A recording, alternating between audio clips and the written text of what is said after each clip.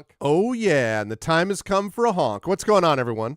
Welcome, Argonauts. Welcome, everybody, to a Tuesday stream. It is October 15th, 2024. Welcome to the actual middle of October. It has happened. Believe it or not, it has occurred, and you are now here with me in the middle of October. It's hard to imagine that it's actually come about again, that we have managed to get through another half a month without even sort of blinking, it seems like. But here we are, and we are ready to go, and I am excited for all of this as we move along, and I'm excited to have all of you with us as we continue today with our Fighting Fantasy Gamebook Sky Lord, illustrated as always by the incomparable and amazing TariToons. Before I go any further, just a couple of reminders about ways to support us on the channel. If you haven't done so already, please make sure to follow us on the channel. Please check out our YouTube with !ArvTube, and if you are watching me over on YouTube, welcome. I am very happy with how the YouTube has been doing. We are at a record high subscribers, and we are just building onward and upward there, and we've had very good turnout over the last couple of sessions as the numbers have started to build there too. So that is awesome. Please join us on the YouTube, !ArvTube, to subscribe to us there. And if you're over on YouTube, please consider joining us on Twitch as well, so you can hang out with the community here on Twitch chat. Discord is !ArvCord. Would love to see you there. We hang out there in between streams. Twitter is !ArvTweets. Blue Sky, !ArvSky. And the website for all of this is arvaneleron.com. Don't forget, by the way, !ArvTalk is my TikTok. More on that to come soon. We have more shorts coming to the video channel as well. And speaking of videos and shorts and things like that, let me remind you about Hearthglow, which is the podcast being edited ably by the amazing Trifity Mats. Hearthglow, which I think is on episode 7 or episode 8, if I'm not mistaken, of our session of our actual play but off-stream session, recorded off-stream session, which covers the time between Return to the Forbidden Library and Beyond the Forbidden Library. That has been going up there, and we have been very excited to, we've been having a really good time doing that, being recorded at the historic Klein Memorial Auditorium in Bridgeport, Connecticut. So you can definitely join us over there on the website for Hearthglow. And of course, Gen GMs, we will have another long form video on that coming out soon. We also have more short form videos coming out. So we've got a bunch of videos of all different types happening. Oh yeah, 7's out now, 8 releases tomorrow. Very nice. Hearthglow 8 releases tomorrow. Super excited about that. And yeah, definitely spread the word about that, folks. That would be much appreciated. And let's see, on the publishing, so actually first on the financial side, !Arv Shop, that's my merchandise area. !Arv Treon is my Patreon, trying to get that number above 100 and heading up in the other direction, positive direction, because that really is the financial backbone of the channel, and you can get cool stuff for yourself and the channel. And of course, subbing to the channel is always appreciated. You get those custom sub badges and emotes to use here, there, and everywhere across Twitch, and that is always appreciated if people can support us through one of those methods. On the publishing side, !Icarus is my graphic novel from Athos Arts. !Library is my Tales and Tomes, the Forbidden Library. That's my 5e adventure and sourcebook from Alligator Alley Entertainment. And !Grayshade. Thank you to all of you who had a chance to actually check this out and spread the word, because we had our BookBub promotion, which I think is going on for a little bit longer, if I'm not mistaken. Grayshade at the moment at 99 cents, the digital version of it is. The other two books are more, I think, at regular price, if I'm not mistaken, but we have definitely seen a boost in sales. It was fun yesterday to watch as the sales rank jumped up. Basically, at one point, I think I was in the top 140, I want to say, of Kindle as a whole. And Grayshade at one point was number 11 on the dark fantasy list out of all of the hundreds of thousands of titles on that list. So that was pretty awesome to watch. And the reviews have jumped up. I will say that, again, I always plead and beg, as all authors do, if you like it, please say that you like it. Please spend a review. Please, post something. It does not have to be anything complex. It could be as simple as, this book is great, you should read it. It can be as much as that if you like it, but any positive reviews on Amazon really does help us and helps the algorithm. So please, please, please, please, please. It's one of those things that we, authors ask for all the time. And it seems like it's very hard to actually get buy-in on that. A lot of people are just I don't want to do that. And, obviously you are your own people. You can do whatever you like. But if you like the books, please do drop a review on Amazon. It really does help us. So, and yes, so I've been very happy about that. Grey Shade, Renegade, and Heretic available at that Athos Arts link. And you can also, of course, get the audiobook of Grey Shade from our very own Trent Sparks at that link. You can also pre-order the tabletop role-playing game of Grey Shade. Oh, yes, absolutely. I'm on Amazon. If you go over there right now, in fact, I have updated my Amazon page as of yesterday, in fact. So let's see. Hang on just a second.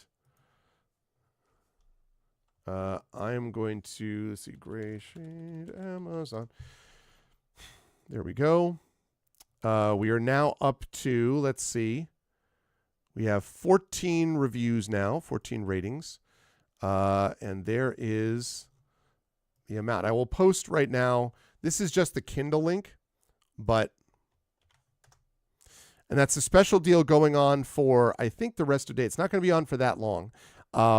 Even now, I'm still 34 in Dark Fantasy, which is pretty cool. So very excited about this. And the more attention and effort that we get, the better it does for the algorithm. So yes, please do support us over there right now. It's $17.82, I think, for the paperback.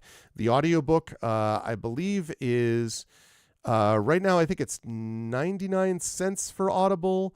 You could just get it, I think, for $17 maybe for the audio by itself if you're not a member, and then 99 cents for the Kindle edition. So, but yes, definitely support us, and thank you for those of you who have so far.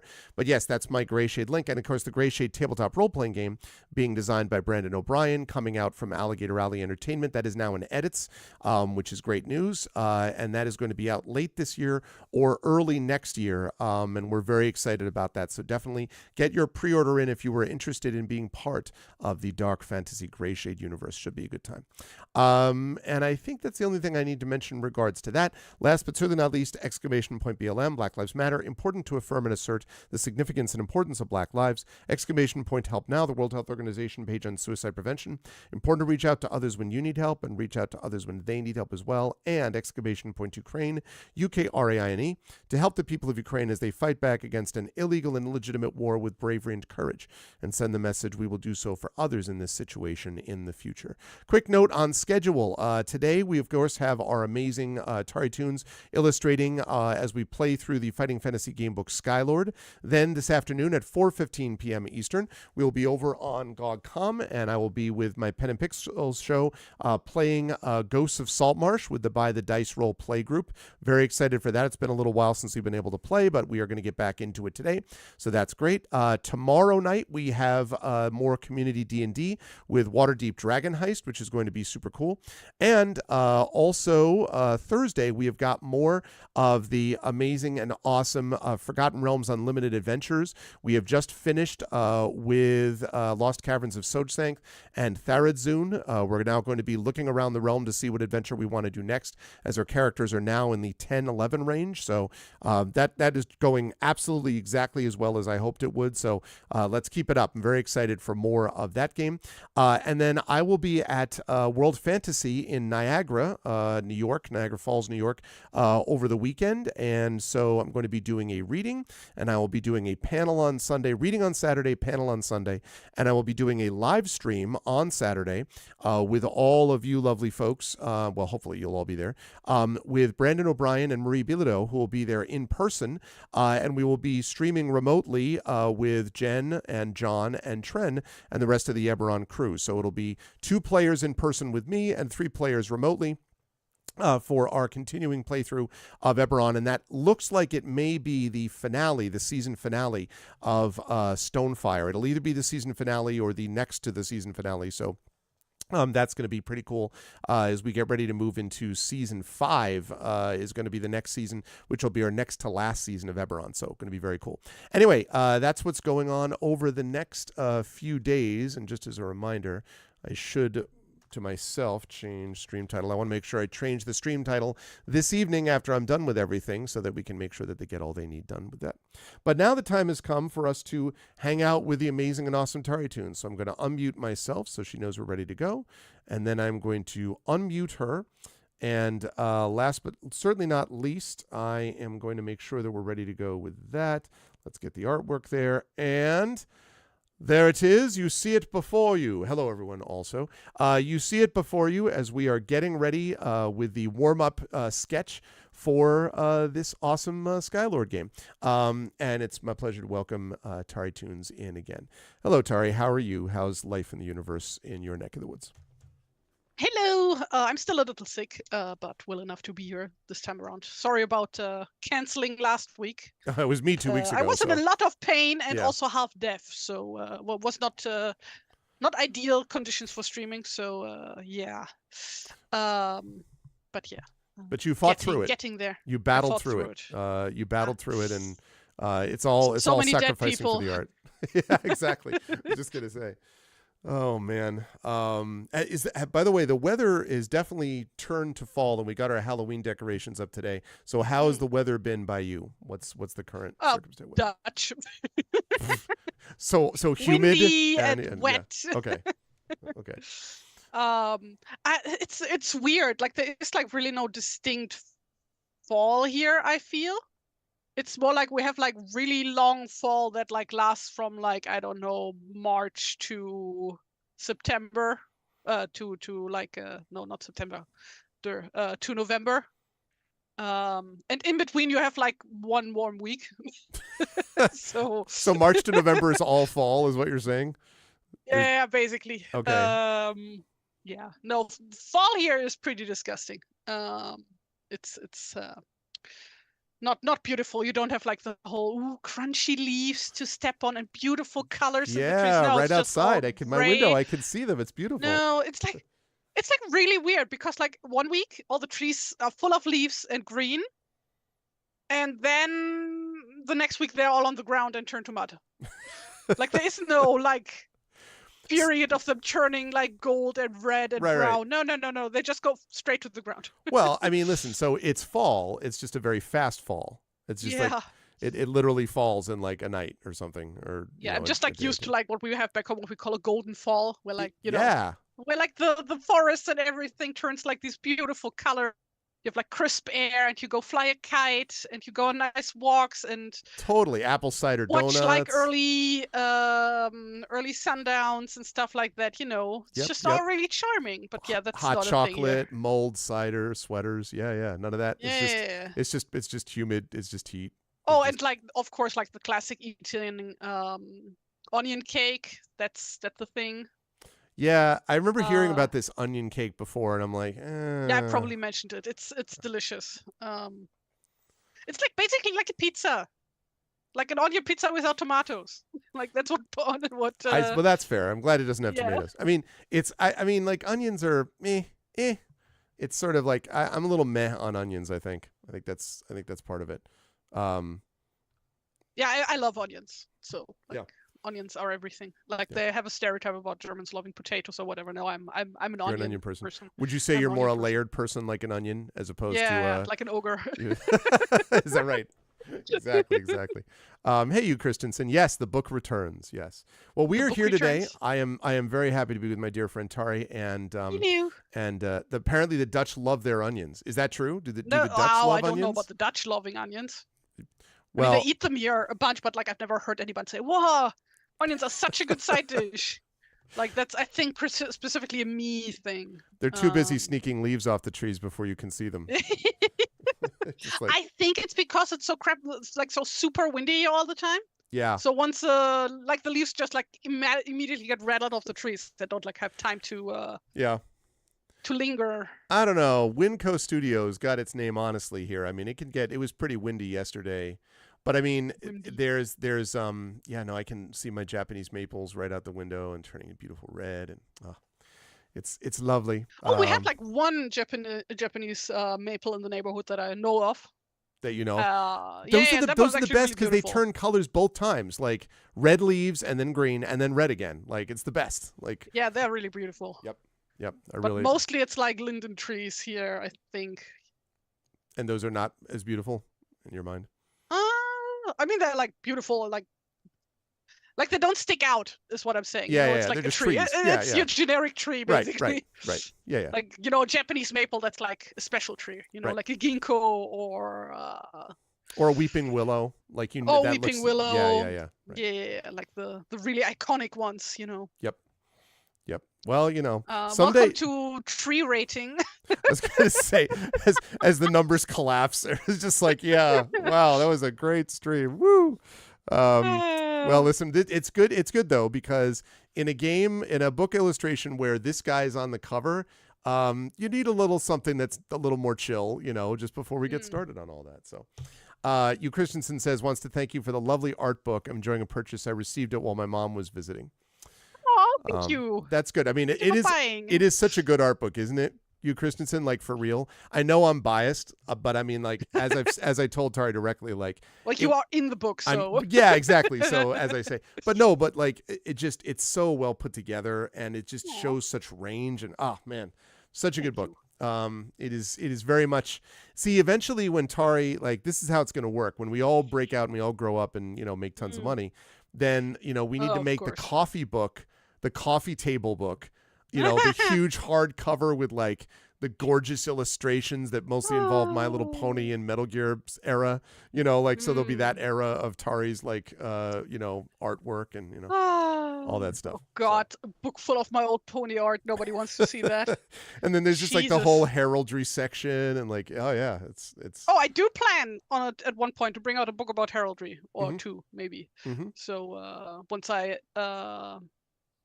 what's it called? Like assembled enough Penelope comic pages that is like enough to fill a book.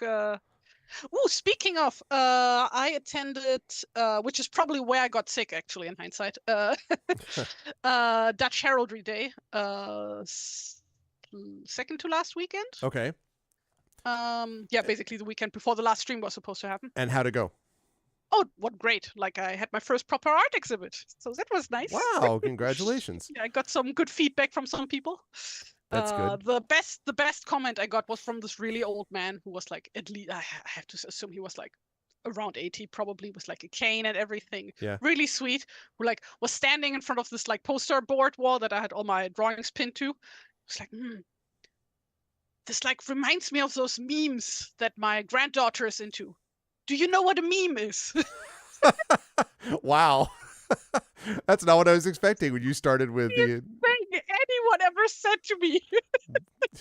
Do you know what a meme is? You should have been like, no, why don't you tell me? Oh God, that was delightful. That's very cool. So yeah, that was a really good time. That's very cool. No, that's awesome. Yeah. That's awesome. Yeah, see, that's more such exhibits over time. So that's that's the first time that like any member could just ask to have like a spot basically at the convention, like either a table or some spot on the wall to like exhibit anything they want to. Right. So yeah, I jumped onto that opportunity. Did you show mostly heraldry, or did you do any of your other? It was art? all heraldry. It was all heraldry. Okay. Yeah. Though I made a point to also show my very silly heraldry stuff. Like, for example, some weeks ago, I drew a bunch of coats of arms with Miffy in it, if you know her. I very much love Miffy. She is a Dutch character, actually. Like, some people call her the Dutch Hello Kitty, for what that's worth.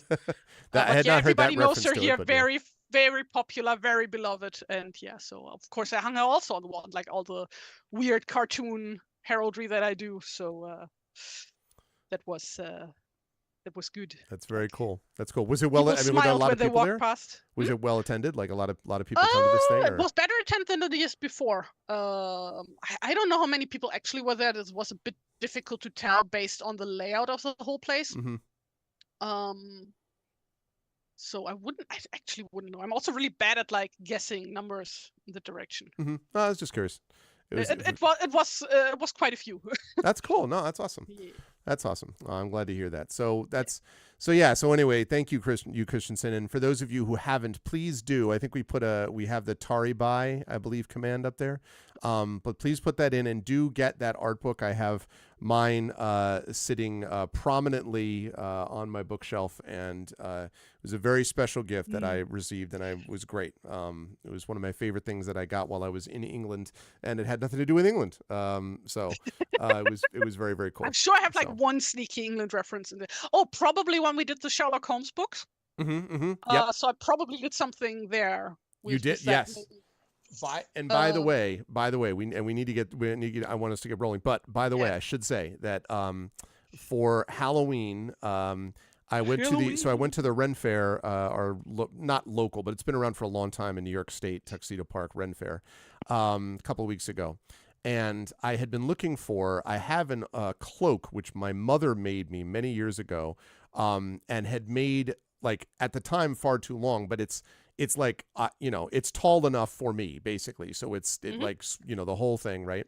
And I found a actual gray shade style hood actually at the Ren Fair.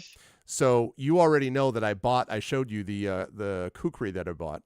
So now I've got the hood, I got the cloak, I've got the kukri. So it looks like your boy's going to be going out with the assassin vibes, let's say, for Halloween with his kids today. Cosplaying as your own character. As my own character. Well, I won't specifically say that. I'll just say I'm just an assassin. Well, now you said it on stream. Now everybody knows. No, now all of China knows. Now all of China knows you are here. Oh man, good. That your response to that is going to be good. Let them know I'm coming. Oh man. That part is badass, by the way. If people are like, we need to do more, like, oh man, so good. Anyway, yes, there it is, Tari Bai. Yes, so definitely go and get that artwork from Tari. It is well worth it. And yeah, let's get started, chat. So we are today we are doing Sky Lord. Now, Tari can show us maybe in just a moment when she gets a chance. Can show us last session's art, because this is one where we actually have a name already, and it's not Fifi, although Fifi is awesome. But we are playing as Fifi. We are playing as Fifi, Sky Lord Fifi. Another tangent real quick. I bought this one book the other week. Ordered it from like a used bookstore in Germany. Which is called the Physiologus, I think, in English. Which is like this really influential book from circa 3rd century Alexandria, written in Greek. And it's absolutely bonkers. It's like supposed to be this like kind of like proto bestiary. Like a bit of zoology, a bit of botany, blah blah blah, all that stuff. But like most of it is like also just like stuff like fables to explain various Bible stuff. Like don't sin, blah blah blah, and like this animal means Jesus or whatever. And according to that book, phoenixes smell of cinnamon because when they know that they die after, I think it was 500 years, they fly to India to get a cinnamon root, to be specific. Note that cinnamon is not a root. It's a piece of bark from the cinnamon tree. Carries it to Lebanon, where it like puts a cinnamon in a vat of fire, and then it sits in the fire and everything smells super nice, and then it dies, and then it turns into a worm, blah blah blah. Right. And like the whole thing is an allegory for Jesus being resurrected, of course, because Jesus also smells nice and of cinnamon. And like went to India to get the spice, and is that? Yeah, something like that. Book is absolutely insane. But yeah, now you know Jesus smells of cinnamon. Well, good. I didn't know any of that. Phoenixes smell of cinnabon. I mean, so here's some lore. That totally fits, and obviously there's a reason that Fifi is indeed. I love phoenixes, so I just didn't know that it was quite as involved as multiple country travel, and that it was connected with our Lord and Savior. So if I knew that, well, I mean, now you know that some guy 1,700 years ago in Egypt said so it must be true. Thank God it wasn't like smelling like cilantro or something that would have been very like, you know. And then he smelled like eggplants. You're like, oh God. Hey, what's up, Yuto Tenchi? But yeah, if anybody is like really into like insane medieval literature, I 100% recommend getting a copy of that book. It's incredibly stupid. A lot of anti-Semitism too, which just adds to the whole insanity of it all. Honestly, it's quite a read. I'm having a time. I'm not sure it's a good time, but I'm having a time. But I'm having a time. Maybe it's one of those books you're like, yeah, I read that. And you're like, how was it? You're like, I don't know how it was actually. Glad I read it. Wouldn't read it again. Yeah, surprisingly, medieval books are a little bonkers after the collapse of the Roman Empire. It took them a few hundred years to figure out what the hell they were going to do. Yeah. Oh man. Okay, so this is Fifi. Yes, so that's Fifi. Who smells of cinnamon canonically. Yes. Oh yeah, then I did an interpretation of of this cover. I like how so there's this which makes it seem like okay, so that seems sort of come on blurry camera. Is what it seems. Come on, camera. All right, there we go. So like there we got that. And that's that. But then somehow you're just like, rah! It's this sort of like terrified expression. And somehow you also made the bike look, you know, as if we're like sort of like a pig charging into battle or something, you know. And there's that. Yeah, it also looks kind of concerned, doesn't it? Yeah, I would say both of them look deeply concerned, and I love the freaking what's the technical term for the flame burst behind them that you did? Explosion. Is that it? That's all it's called? Is explosion? It's an explosion. It's an undefined explosion. It's an undefined explosion. Because explosions are cool. So no, that's definitely this is true. A very cool book with like space bikes and stuff. So it's It's an explosion. Need explosions. Hi to you, Yuto Tenchi, and also hi to Big Boss. Good to see you all. All right, so that was our interpretation of our main guy on the cover. Okay. Yeah, this is the interpretation of our main character because I decided no, I don't care about what he's canonically supposed to look like in the book.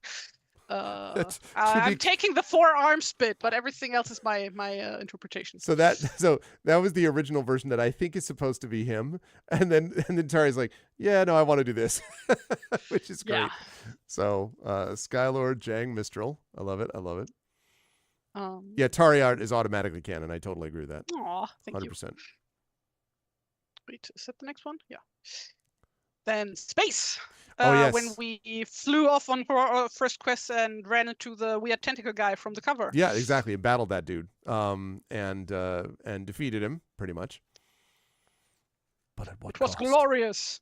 It was glorious, and then we crashed. Oh, and then we ran into some kind of like spaceship wreck or something. Yes. Where we could little three-headed robot. Well, it was the debris of the ship. We destroyed this stuff, and then we found this robot, and the robot is what helped us when we crash landed on the planet. But we'll talk about that in a minute. Love that robot. And then on that planet, the little robot guy just ran off, and we started to track him, I think. Yes, we started to follow him because we had no idea what else to do, and the ship was basically in terrible shape. And so we followed the three-headed robot that seemed to know where they were going. And Mexican jellyfish. That's right. Hey, Chico, you stepped into the wrong bar. That's right. I forgot about that. And it literally, like, you're all like, oh, Tari doing interpretations. No, like, for real, they were basically like from from Desperado, like Mexican Western jellyfish. Like, really. And they were like a gang, and we defeated them, and it was, oh, man. A good time was had all around. That was the last drawing I did last time. I mean, that was definitely worth it, I think. And we ended up finding the last thing that we ended up finding was and basically, chat, just to sort of catch you up quickly. So we are the Sky Lord Jang Mistral, and there was a huge introduction, like lots and lots of world building. But basically, what it comes down to all exposition in the beginning, wasn't it? So much exposition. So, but essentially, what happened was there was this guy Elbaston who basically has betrayed our people and fled capture, and we found out basically, that Elbastan has gone to this fortress world called Arok, and is creating A-Rock. Arok.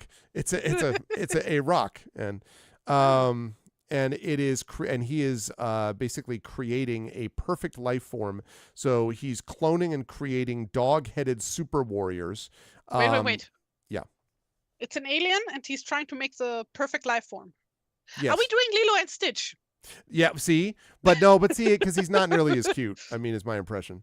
Have we seen? I can make him cute. Yeah, I can make him cute. Well, we haven't seen him yet. Is Stitch in the public domain yet? Yeah, Probably I know, not. right? No kidding.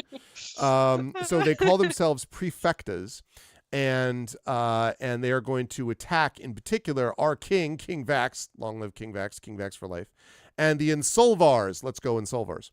So the fortress Arok bristles with automatic missiles and lasers and pulsars, and has energy shields and vacuum mines.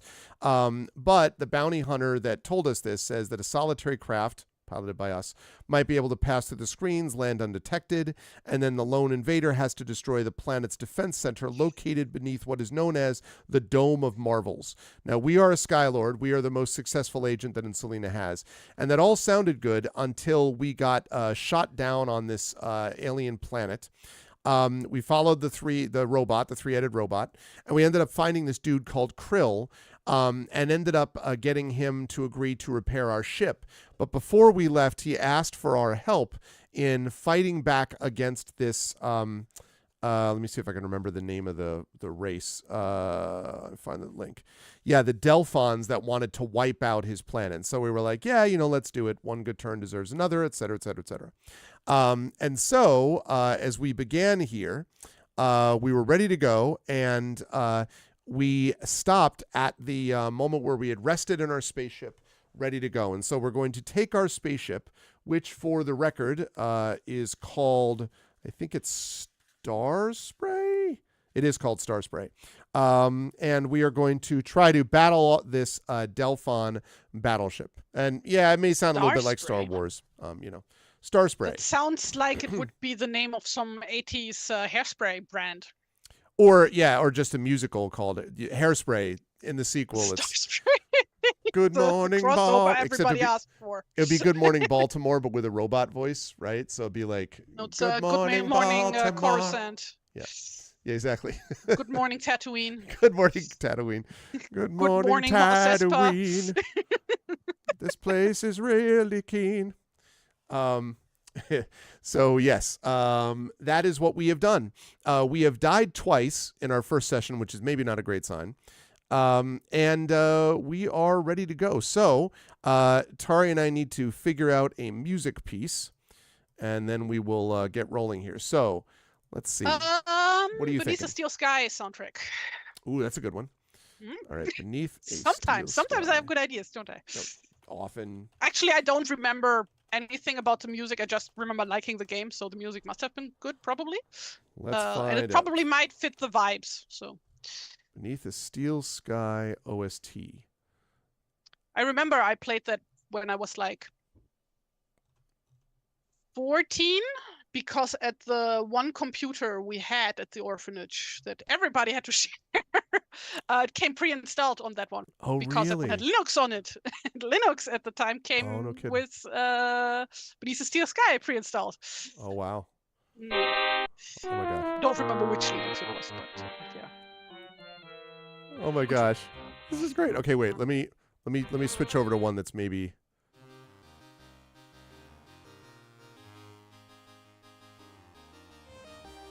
Okay. I mainly remember there being a very sassy robot in that game.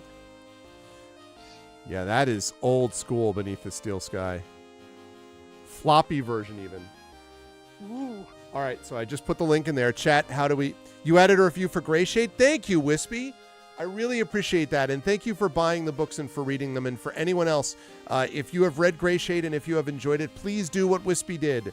Be like Wispy and post an Amazon review. Does not have to be dramatic. Does not have to be anything like, let me redefine reviews. You could just be like, this book good, like it, or something. Like, it could be simple as that, but those reviews really help. So if you are so inclined, we would love, love, love, love for you to do that, because right now it is in a BookBub promotion, which means that the sales rank has gone really, really high and has gotten a lot of notice because it's been discounted to its lowest ever cost at the moment of 99 cents, though it will not stay there for long. But shit, it was 99 cents. 99 cents.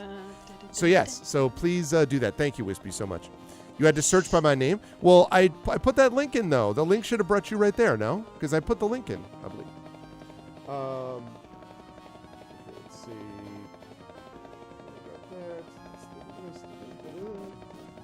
Okay, good. Excellent. Right, so let's do this. Okay, one note about the ship combat, by the way, because ship combat is a little bit different than regular combat in this chat.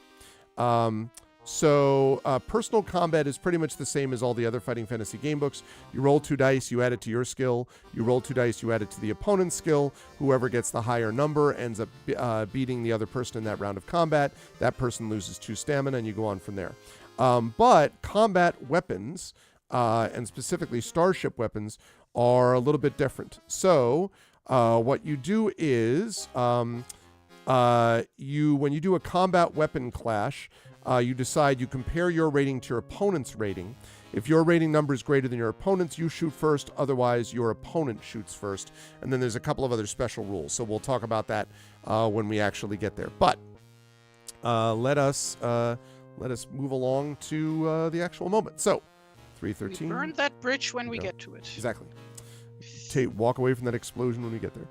You rest in your spaceship until evening, while Krill amasses his force. Several hundred strong and equipped with a variety of weapons, including lasers, pulsars, blasters, blazers, flame lances, vacuum grenades, and rotten tomatoes. I made that one up. Under colorful banners, they march across the plains and over a roll of hills towards the enemy ship on Lake Droog. Several hours later, the sky in that direction flashes with orange and red. The attack has begun. Eventually, your ear twinge throbs to the sound of Krill's voice. "They're taking off." I hope this is Krill's voice. "Now, attack." Simultaneously, you see, rising above the hills, a monstrous crystalline spaceship bristling with laser cannon. You take off and swoop into range. Okay, so the Delphon battleship. There we go. No swooping. Swooping is bad. You don't want to swoop in? No, that was a quote from Dragon Age. Swooping is bad. I was gonna say, I don't remember the It's like the one quote that survived the years. Swooping is bad. Swooping is bad. I don't remember that reference. I'd be the classic Captain America meme. I don't understand that reference. Yeah. Okay, so lasers are going to be 5. Well, like people are talking now again about Dragon Age because the new one has been announced recently. Yep. Yeah, I saw some of the gameplay of that.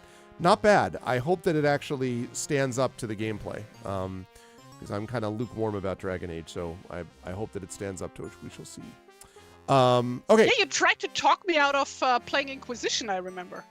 I wasn't that. It was that I beat Inquisition. It was just that it was I literally was playing at the same time as The Witcher 3. And I'm sorry, like The Witcher 3 is just miles better. That's all. But it's nothing against Inquisition. I like that. Okay. So, Delphon Battleship, here we go. So, because it has a rating of 5, that means it gets to go first. And so it is going to be the first to shoot, which means we're going to roll 1 die, and it has to roll equal to or less than the number of lasers on the attacker's combat weapon. Well, as you can see, he has a 5. So we need to roll a 6 to avoid being hit. I didn't. I rolled a 5. Sorry. So that means we deduct 2 shields from our combat weapon. Okay. Now the defender retaliates. So it is our turn. That's, yeah, exactly imaginary. Okay, so I need a volunteer, chat, to be willing to roll dice for us because we're battling the Delphon battleship. So I need some assistance from you lovely folks. Who would like to roll? All you need to roll is 1 or 2 6-sided dice, and you'll be able to do so in chat using the power of Arcana Spot. Power of friendship. Power of friendship. Actually, no, the power of not Arcana Spot, the power of Arvbot, I beg your pardon, coded by the amazing Effect Life.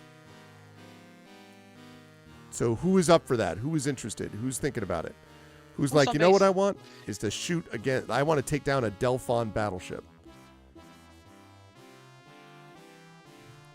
Oh, last time we listened to, I forgot the name of the game again, which was like basically X-Wing Commander but not Star Wars branded. Wing Commander? Wing Commander. Yep.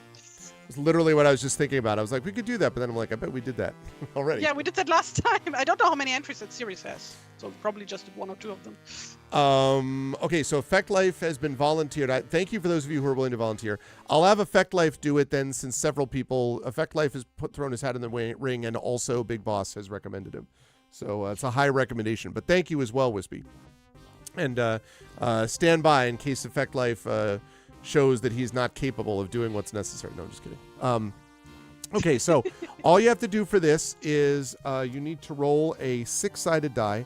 We're looking for a 4 or less because we have a laser ability of 4. So we need a 4 or less. Actually, wait a minute. Actually, hold on a second. I'm holding on. Wait a second. What You know what? I'm going to...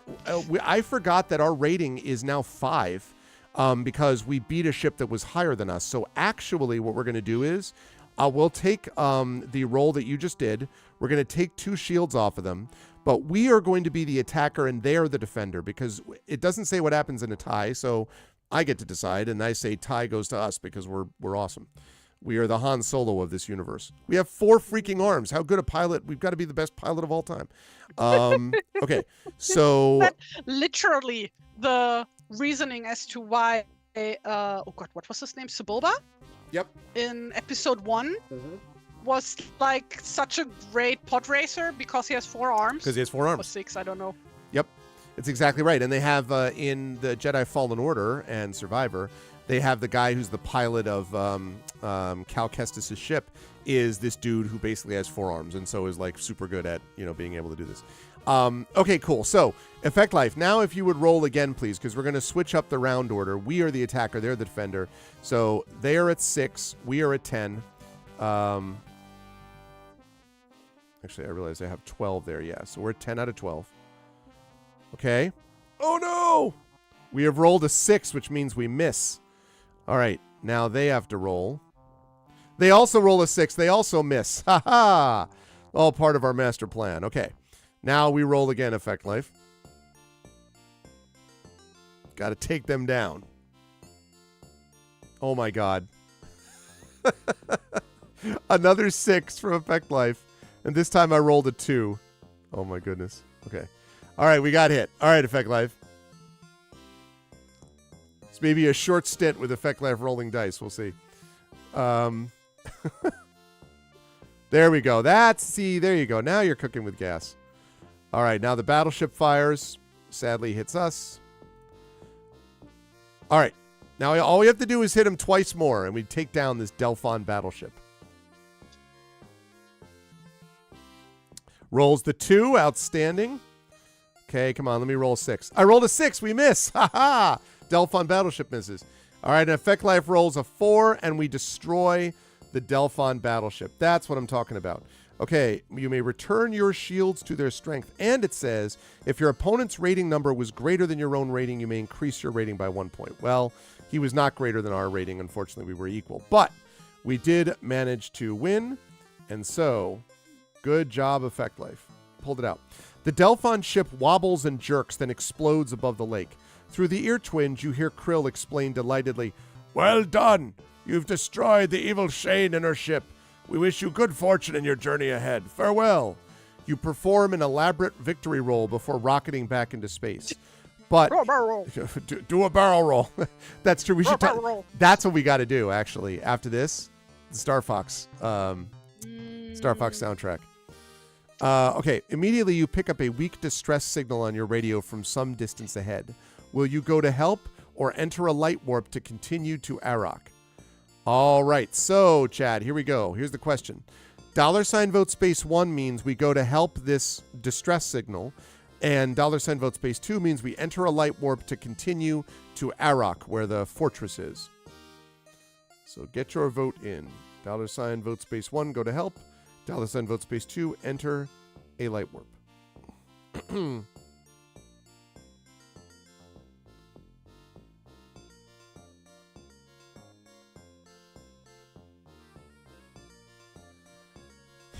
I'm not sure about whether there's a time limit.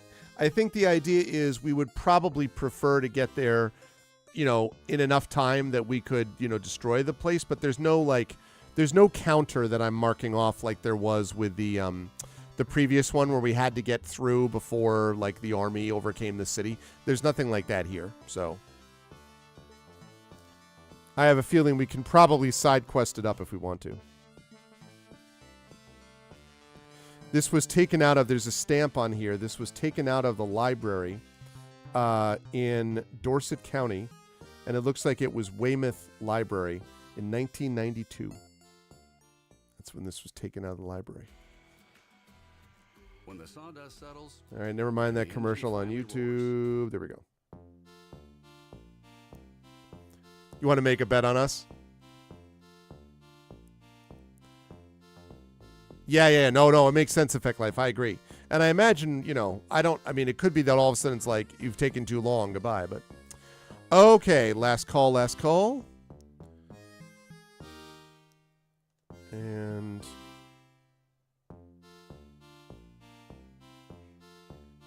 This music.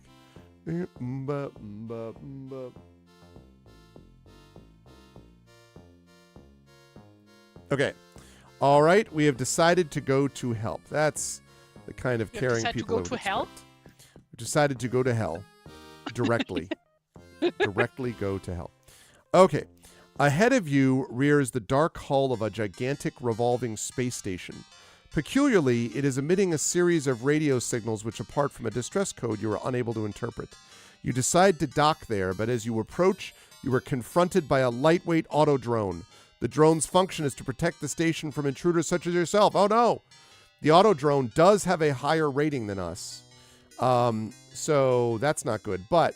Whoops. 6. But the good news is... it only has lasers of 4, which is what we have. And it has shields of 7, which is less than what we have. So this time it is going to get to go first. And so it's going to roll a 5, which means it misses because it sucks because it's an auto drone. Don't support AI, hashtag. And now, now it's up to us to respond. So go ahead, Effect Life. Fire away with your 1d6. We're looking for a 4 or less here. Take down this auto drone. I mean, we shouldn't support AI in this one because it's sci-fi and we know what AI does in sci-fi. Exactly. We don't want to get HAL 9000, so that's it exactly. I'm sure I can't let you do that. Into that, but exactly, I can't let you do that. Yeah, Effect Life missed. I think Effect Life secretly wants to support AI. I think that's what we're talking about here. Effect Life, how do you feel about GLaDOS? Christensen says, as a programmer, I flinched at go to rather than hell. That's funny. Go to 10. Okay, so it hit us for 2 points, so we're down to 10 out of 12 shields. That's all right. Go ahead, Effect Life. Fire away again. Cake is a lie, imaginary. I agree with that. Fire Not away true. with that blaster. There's cake in my fridge, and it's real unless my boyfriend's eating it right now. Oh, really? He's not. Because then heads will roll. Well, I mean, and... Listen, I can't blame anyone for eating cake, though. I mean, it's... I can. I will, if it's my cake. I will. It's my cake. Okay. Right. Okay, shields down by 2. Okay, so it is down to 5. We are down to 8. Fire away again. Or the android and alien, exactly. Fire away again there, Effect Life. I quite like GLaDOS as a character, but it does show how AI can be dangerous. Oh, no, we missed again! Oh, man. But fortunately the auto drone missed too, so it's okay. It's all right. Everything's okay here. How are you? All right, go ahead and fire. Again, Effect Life. There you go. That's more like it. Okay, now we hit that. Down to 3 shields. It misses again because I understand the assignment. The cake left in the fridge is a lie. It was eaten. I see. That's funny. And Effect Life rolls a 6. No, it's not. The head. Effect Life really does not want to hit this drone. Effect Life's like, but I feel bad for it. It's like Data. It's measure of a man, except auto drone. All right, so go ahead and fire again, Effect Life. Just imagining Data thinking, am I a man or a Muppet? Oh my God! And we missed again. 6, 6, 6, 6. Okay, he does hit again. Now we're getting a little desperate here. We do need you to actually hit on this one. Am I a man or am I an auto drone? Effect Life missed again. Oh my god. Okay, we're in big trouble now. We really, really have to hit. Oh my I love goodness. the Muppets. It's the best. If I'm a Muppet, then I'm a really manly Muppet. Really manly Muppet. Okay, so here we go. So the good news is we got him down to 1. The bad news is he just destroyed us. Death count 3. What? We died 3 times already? Well, yeah. I wonder if that has anything to do with maybe things of this nature. Okay. All right. So let's say that. Let's reset that. Let's try that again. Let's do that again. You rolled 2, but you had hit him, but he had 1 stamina, and we were down to 2 shields, and he hit us again, and so we were destroyed. That was what happened. So yeah. So here we go again. Although I wondered, I was hoping maybe if your shields go down to 0, the next shot will destroy you, but no. If it gets down to 0, you're destroyed immediately. So it's no big deal. It happens to the best of us. Let's try this again. So it is the attacker. It rolls a 6 and misses. Okay, so I'm starting out with a miss. Part of it is I just roll 6s. That's all I do. I'm just this. You've heard of James Brown? I'm a 6 machine. I'm sure that's what he said. It was 6. Totally. Mm-hmm. Yes, totally, definitely. Okay, good job. Effect Life hits. The bad guy hits. That was to be expected. He's down to 5 shields.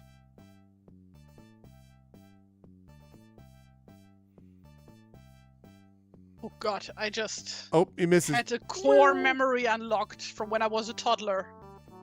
Really? I missed yeah, again, so go ahead. I really was into playing with Barbies as a little girl. Okay. I mean, obviously, well, most little girls were probably. Mm-hmm. But I only really late got a Ken doll. Now I have 3 older brothers.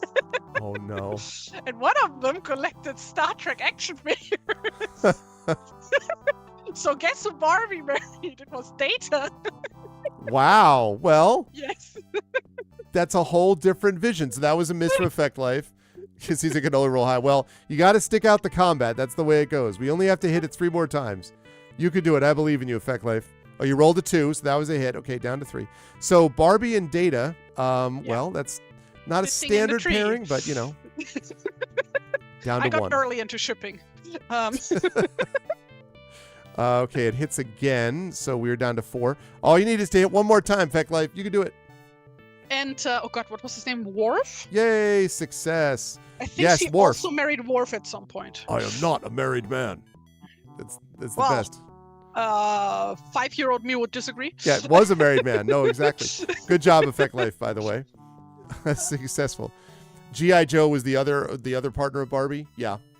Or one of the Transformers. G.I. Joe was not popular in Germany. Could you guess why? Yeah, I can't imagine. Was Optimus... Yeah, but the Transformers must have been. Yes, but I don't think any of my brothers were ever into Transformers. What about Voltron? No, like our household was like Star Trek, He-Man, Power Rangers, Okay. Star Wars. Yeah, I was gonna say. So was Man at Arms a Barbie mate? I don't know if we actually ever had any He-Man figures. I just remember like that my brothers used to watch the show a lot when I was little. I see. So, He-Man. But no, I only remember using the Star Trek action figures because they almost were the right height. Is like, that true? Like same scale as Barbie, almost same scale. Oh my god, that's funny. I think the He-Man action figures were smaller than that, right? I think they probably were. I had one of them, and I also had I had Venger, who's the bad guy in the D&D cartoon. I had the Venger action figure. Yeah. Ooh, that's a deep cut. And Transformers. I had Optimus Prime. I had Soundwave, and I had the weird. I for Christmas one year I got the weird Transformer multi-bot that was formed from rescue vehicles. Like everyone was like, "Oh, you got this one." I'm like, "No, I got the other one," which was like discount Voltron, discount Transformer robot guy. So Yep, Voltron. For me, it was Voltron, followed by Thundercats. What a shock! And then there was also Mask was in there too, like that stuff. Mask, like Jim Carrey. Mask is in Mask. Mask is a mighty power. He can save the day. Mask. No one knows what lies behind the masquerade. It's these guys who like fight against this enemy group called Venom. And they all have these like awesome like transforming cars and bikes, but they themselves are not transformers. They're just they have these like they're like super advanced drivers and stuff. So yeah, I never heard of that series. Anyone remember the old series Silverhawks, which is basically like Thundercats in space, like Thundercats even more in space? It was not around for long, but Silverhawks was kind of cool for a while too. I remember like that exists. I don't think I ever watched a single episode of that. Yeah. Mask was only 2 seasons, really. I didn't know it was that true. Well, of course, at the time, seasons were actually seasons, not like we did 5 episodes, time for a new season, which is the way it works now. Okay, so good job by us. We did it. We defeated the guy. Oh, wait a second. Okay, Autodrone. Yes, right. Okay, with a whoosh of escaping gas, you attach the star spray to a circular concertina air corridor, and donning a space helmet, prepare to enter the space station. Ahead of you, at the extreme end of the air tube, is a translucent semi-ovoid airlock which begins to rotate slowly as you approach. Will you enter the airlock when it is in a horizontal position or in a vertical position? So $vote space 1 is horizontal, $vote space 2 is vertical. Tallyhawk. Yeah, that's right. Wait, like compared to what? Aren't we in space? No, we got to the landings. No, we went to this thing. It was this space station that was emitting the distress signal. We had to defeat the Autodrone, and then we just landed on the space station. So we're now going into like this, like, you know, corridor, this like airlock type thing to get onto the space station.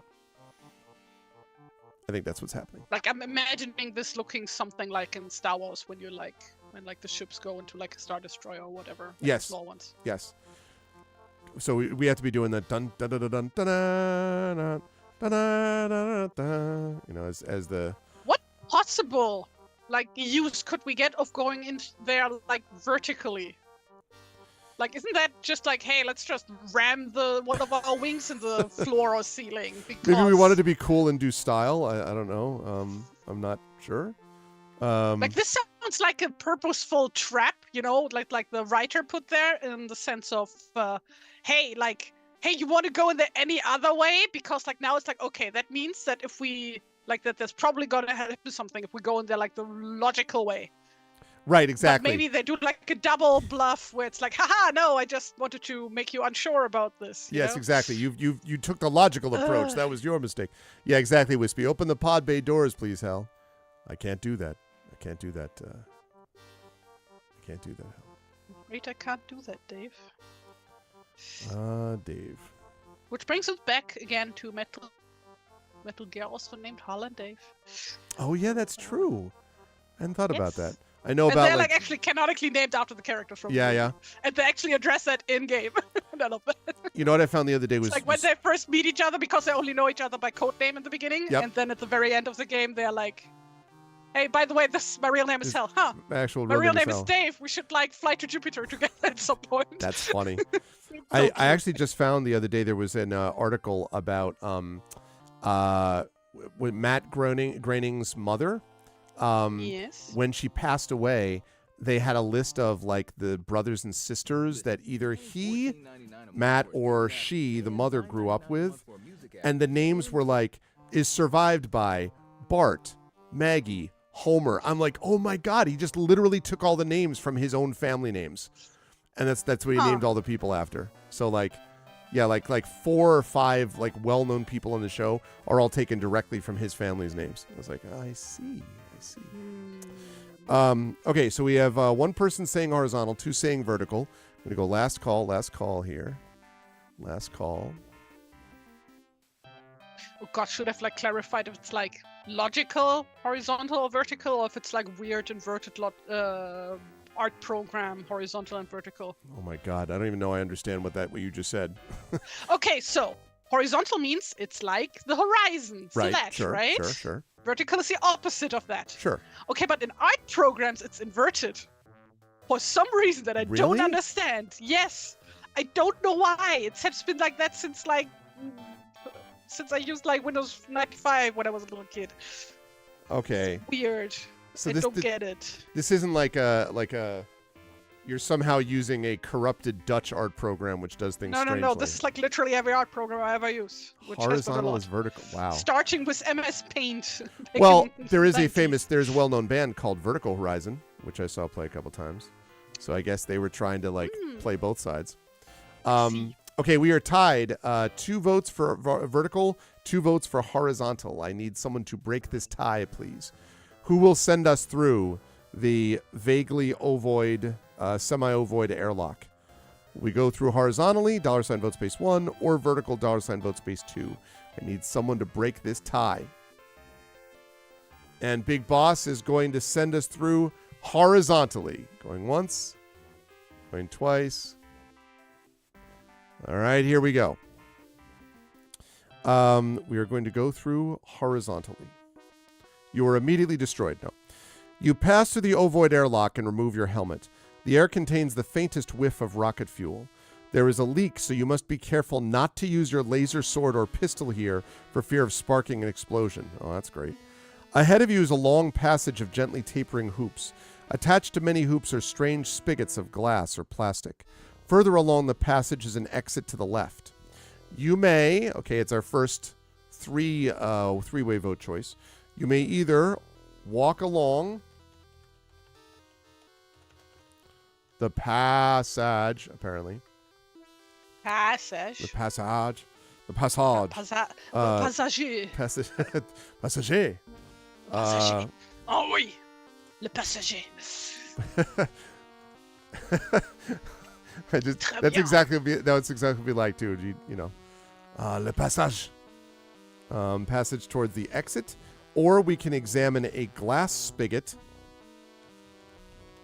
or examine a plastic spigot. Drinking from the spigot. That's a inside joke for Tari. Not just for me. I think that's like a general channel inside joke, like the crawling through the thicket. Okay. What game was that again? Like that the was Shadow Tactics type game. Shadow Tactics. A game which would be much better if it was turn-based. I really like Shadow Tactics, but the real-time stuff is annoying.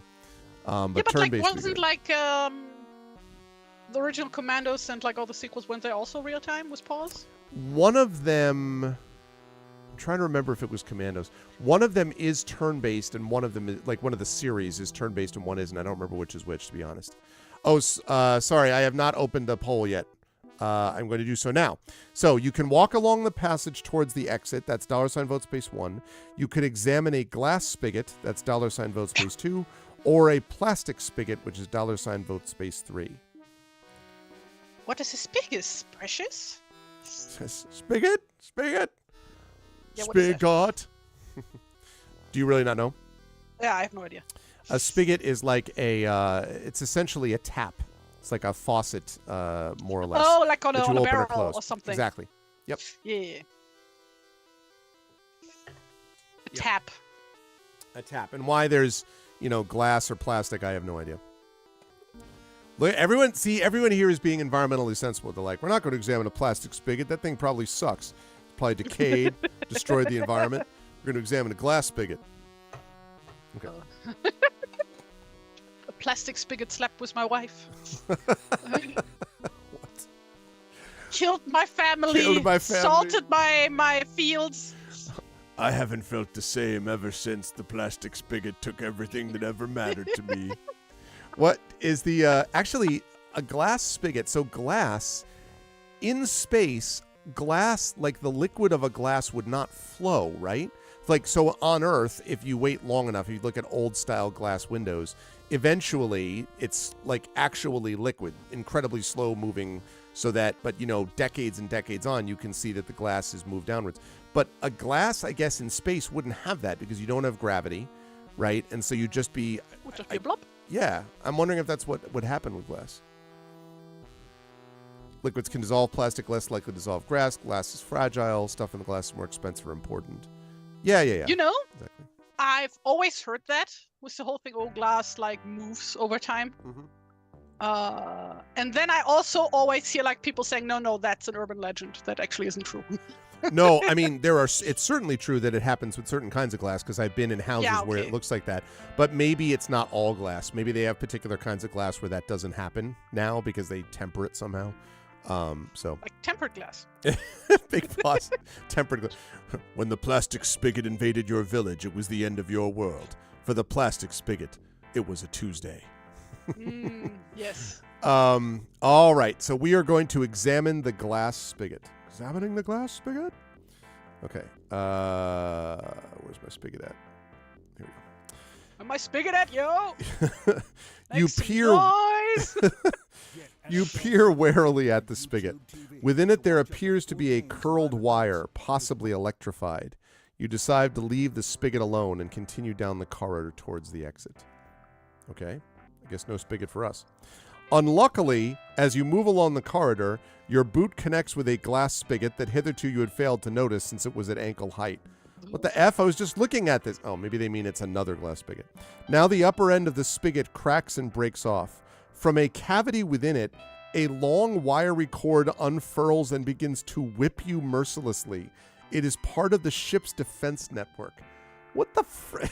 What? You may defend yourself only with buckler and electro javelin, so deduct 1 point from your skill temporarily during the combat which follows. What the hell is happening? I don't. We're literally Why are the fighting. appliances attacking us? So wait a minute. So this defense network is dependent on you breaking a glass spigot? Okay. Now, the bad news is it has a higher skill than we do because we have to fight it at skill 8. The good news is it's only got stamina 4, so we only have to hit it twice. This is why you don't land horizontally. Exactly. When there's a whip, whoops, there's a way. Okay. All right. So, all right, then, Effect Life, I would like you, please, to roll 2d6 plus, I'm going to roll 2d6 plus 9. I'm going to need you to roll 2d6 plus 8. My roll is 17, so we need a 9 to tie and a 10 to beat.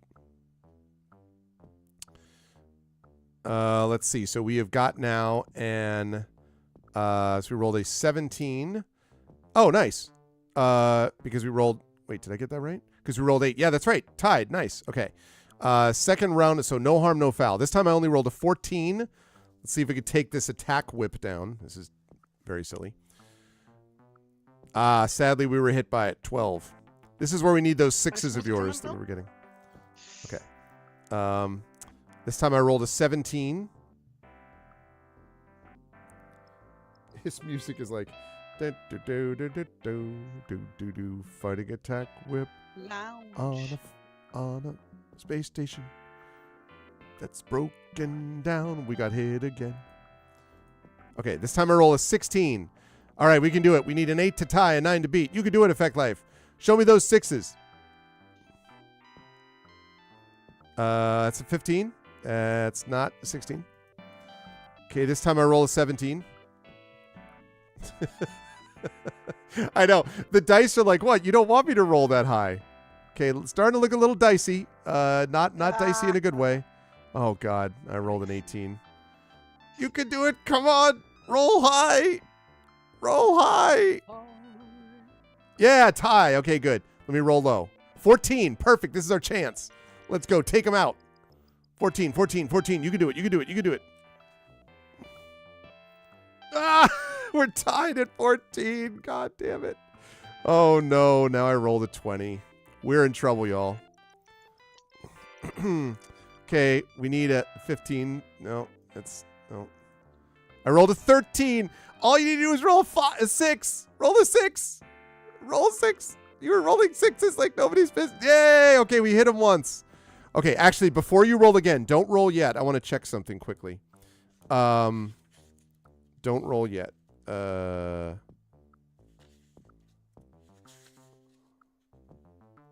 did I decide to draw the inside of the cockpit? I have a question, chat. If we test our luck successfully here, then we will actually destroy the whip in one shot. And since we're at 4 stamina, I'm a little nervous. I mean, I guess what we could do is maybe I'll save it. Because the thing is now we're down to 2. The thing is we'd have to hit it again. Whereas if we test luck successfully, we'll destroy it in one shot, and then we can use our provision tablets to kind of get ourselves back up to a normal stamina. But it means we have to test our luck. So what do you think, Chad? Should we test luck to try to see if we did more damage in this combat round? Because that would be a 10 or less that Effect Life would have to have. What do you think? I'm just worried about how low our stamina is, you know? And because we can't use all our weapons, we have to use it at some point. Yes, test luck. Wispy says yes. Imaginary says yes. When did we last save? A while ago, because I didn't give a save point. I was about to give one, but I haven't done one yet.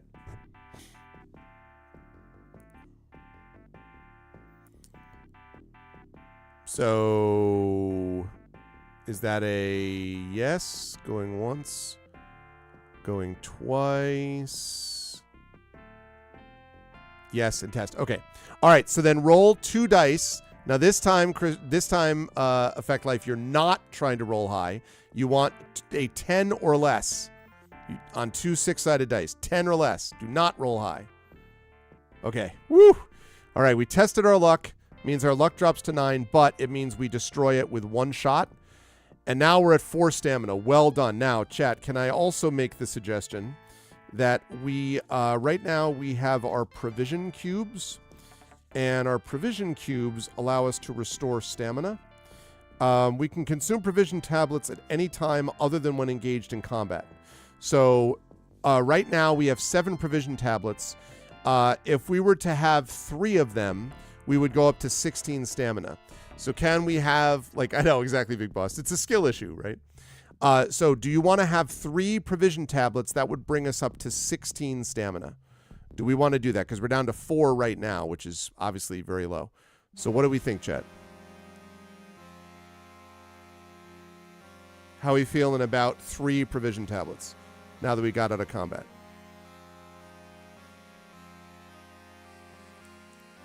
Wispy says yes.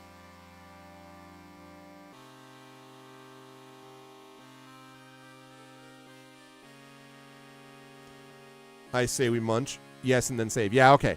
Cool. All right, so we're going to drop our provision tablets to 4, but we go up now to 16 stamina. Okay. Right. All right, that's good. And then as far as the save point, yes, I will say, if you win, the spigot and part of the hoop to which it was attached dissolve, forming an exit on your right. So we'll save when you get to the next spot. You discover that the left-hand exit further along has become blocked by a newly formed hoop. You may now continue along the long passage, that's the passageway along which we were walking, or we can pass through the opening on our right that was created when we destroyed the attack whip.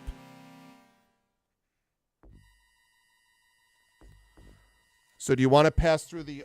so it should be nice if I actually open up a poll. So $ vote space 1. So $ vote space 1 means we continue along the long passage. $ vote space 2 means we pass through the opening on the right that was just created when we defeated the attack whip. So apparently the attack whip was enormous. I don't fully understand how the scale of this station works, but... Hey, T-Bank. Well, I mean, it's aliens, right? Who says that all aliens have to be roughly the same size, right? That's true. As Mr. Spock tells Mr. Scott, when Mr. Scott's like, what intelligent being could be in something that small? And Spock is like, intelligence does not rely on bulk, Mr. Scott. And Scotty just sort of shrugs at him. And then Spock points at the camera and is like, what's up? Not the size that matters. Exactly. It's how you use what you have. Okay, last call. Going once. Going twice. Oh, yeah, everyone is on favor of this. I agree. This is what I would do also. We opened up a spot. Now we have to go through there. Okay. 242. Here's our new save point. All right. Now we have saved. Right. You enter a triangular room with a sloping floor of green crystal. In the furthest corner, there appears to be a small exit. Mounted on two of the walls are pegs burdened by heavy spacesuits, helmets, and face masks. One of the suits is oozing a luminous orange substance. From it, the head of a man juts out. Slowly, he swivels his head towards you, coughs several times, and grins wearily. I suppose you've come in answer to our distress signal. Well, you're too late. Most of the crew, perhaps all of them, have already been devoured by orange blobs. I'm being slowly eaten by one now. It's quite painless. I just wish you'd come along earlier and saved us. Never mind, I strongly recommend that you leave the station now while you've still got a chance.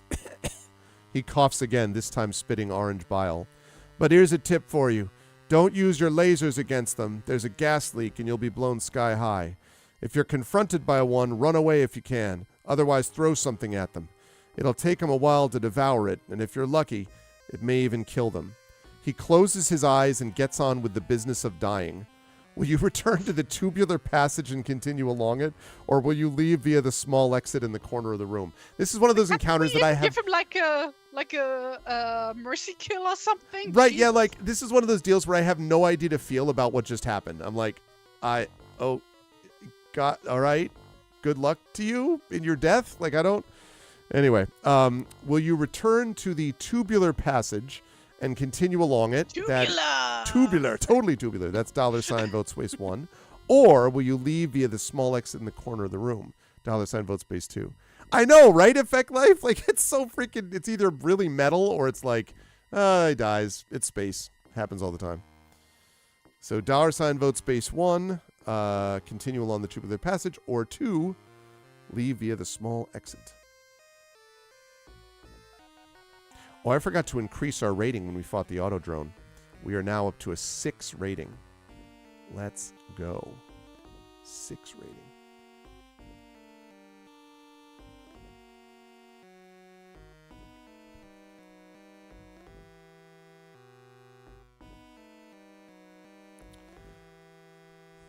Okay.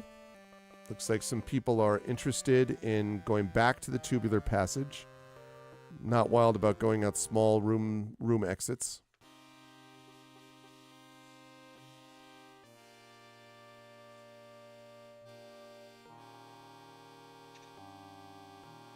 I regret starting this drawing. I was going to say, it's a very involved drawing. Take forever! Yeah. It's a very involved drawing.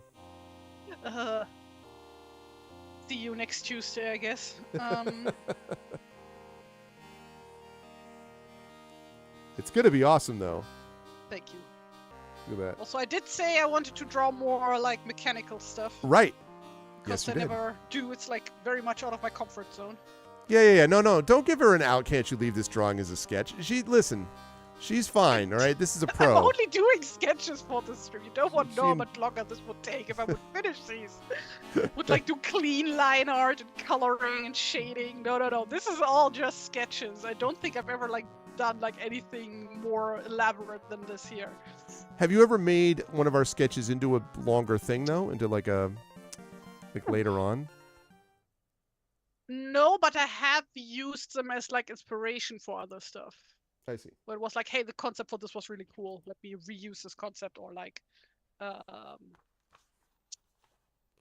just like elaborate on it. All right, let's go with I'm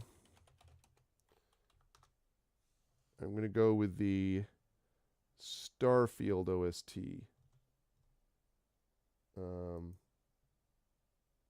Having bad teeth. Hold on a second. Oh, I thought we were going to do more Wing Commander. Oh, we can. That's actually probably even better. I just thought we had listened to all of it. Let's go with like... We only had one stream so far with this book, right? That's true. So let's go with the Wing Commander 2 OST. All right. Let's see. Wing Commander 2 remastered. Thank you very much. All right, let me It's like weird. In case of soundtracks, does that like mean something? Because remastered comes from music originally, right? If they like re-record the master, right? Re-release it. Well, so, like, but like with video games, Remastered means like, you know, they like polish up the game and whatnot and then re-release it. So when a soundtrack is remastered, does that mean it is a soundtrack from the remastered video game, or is it just a soundtrack that has been remastered? It's. I think it is. I think it's a the soundtrack is remastered, but not the game is remastered. That's an interesting question, though. I just put up the playlist of the. I think it's mostly pedantic, but. No, it's really important. We have to get it right. Okay. Oh man. You're a software developer. Making a sketch of a plan of a proof of concept of something and calling it a finished product is happening 98 times out of 100. The other two don't even reach that stage. Yeah, see? Exactly. That's what I would say. Okay. Yeah, but like that's like the thing with how much is needed to continue with it, right? Like with concept sketches, like you don't need to like do perfect, beautiful illustrations that you can hang in a museum. Yeah. That's fair. It's just a concept. Yes. Concept art. It's not supposed to. It doesn't have to be. People really, I mean, like, you know, people love, though, seeing that behind-the-scenes stuff when, like, as rewards and things like that, when they're just like, oh, man, I get to see the actual concept art of blah, blah, blah, you know? Oh, yeah. Concept art is awesome. Like, so many art books with, like, video game concept art. And very, not just video games in general. So, yeah. There are 5... Exactly. Artbot Plus started as something, let's see if I can do it as a test, and it grew into the whole thing. Well, that was the key Effect Life, is remember, you know, because what happened was... you were like, oh, maybe I can do this thing as a test. I'm like, sure. I'm like, you know, like no reason to go any further than you need to. And just slowly you followed the breadcrumbs. And before you knew it, my secret plan had you designing the entire new ArvBot Plus for us. No, I'm kidding. None of that happened. I was just incredibly grateful. It actually is the other way around. Effect Life kept being like, hey, look at this cool new thing that I have. And I was like, oh my God, that's so cool. And he was like, yeah, thanks. And then like, you know, a couple weeks later, you know, I was thinking this would be really good. And I'm like, yeah, it's totally right. I wasn't calling it a finished product at any point. Right. It was still in beta. This is still in beta. The whole thing. My whole stream is in beta. Arvin Eleron in beta. That's what it is. We're all, you know, in development basically. Okay. All right. Ongoing projects. That's exactly it. Okay. So we return to the tubular passage and continue along it. As we pass by, as we continue back to the tubular room, you pass by a storage room, which you can see from the hallway is filled with electronic gadgetry, gas cylinders, flame torches, and many other useful pieces of equipment. A noise makes you spin around, and to your horror, you discover a blob slithering through the hole behind you, the remains of a spacesuit still clinging to its tacky surface. You must vacate this room, but first you have just time to grab 2 of the following items, which you may find useful later on. All right, so here we go, chat. Speaking of ArvBot adjustments. No, it was super useful. So here we go, chat. So here we go. Electrostatic inducer. Hold on, let me get rid of this commercial. Goodbye, commercial. All right, electrostatic inducer. Flame torch. Electrostatic inducer. So a battery? Yes. A taser? Oxygen cylinder. Well, like a flame torch, I imagine, is just a flashlight. A Laminex sheet.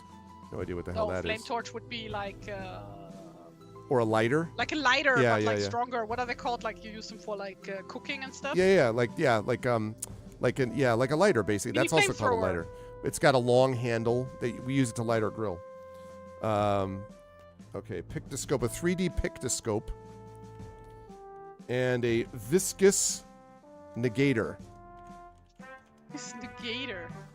Viscous negator. Now, I'm going to activate... Wait a second. I'm going to activate 2 here. So I'm going to make the multi 2 here. So what that means is now, chat, you get to vote for 2 of these. You get to take 2. So you can go $vote space 1, and then you get to vote again, and you get another one. So we can only take 2 of these items. So electrostatic inducer, a flame torch, an oxygen cylinder, a Laminex sheet, 3D pictoscope, a viscous negator. Out of those, you get to vote for 2. So a viscous negator, like wasn't like the other guy like covered in like basically an ooze. Right, and that's the thing that we're running from right now. Yeah, that's true. Maybe this negates the blob. because it's viscous. But then I Oh, also it's not imagine a a negate. That's not something that negates viscousness. It's just something that negates something that happens to be viscous yeah, that's true. itself. Right, yeah, it's true. Again, it's like we were talking about before with remastering. Is this viscous or does it negate viscous? One thing for sure, though, remember about the flame torch chat? The guy just said don't use flames in this area because it's going to blow the place up. I don't know if we can use it for later, maybe, but just be aware. Ah, he said don't use lasers. Exactly, T-Bank. Didn't the dying guy talk about setting stuff fire? flames. That's true. He did not say lasers, but I mean, like, a flame That's a torch. different type of plasma. But flame torch, though.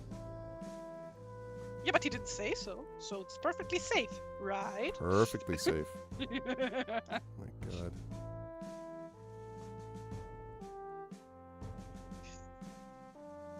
What could possibly go wrong? Seriously.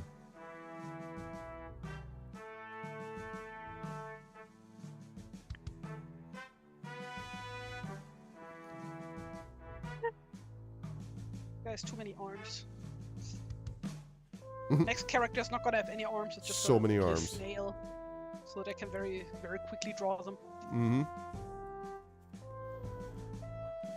Okay, so right now we have 4. Everyone is like on board with getting the viscous negator, it looks like. But we have a tie for the second one, which is the oxygen solar, the Laminex sheet, and 3D Pictoscope.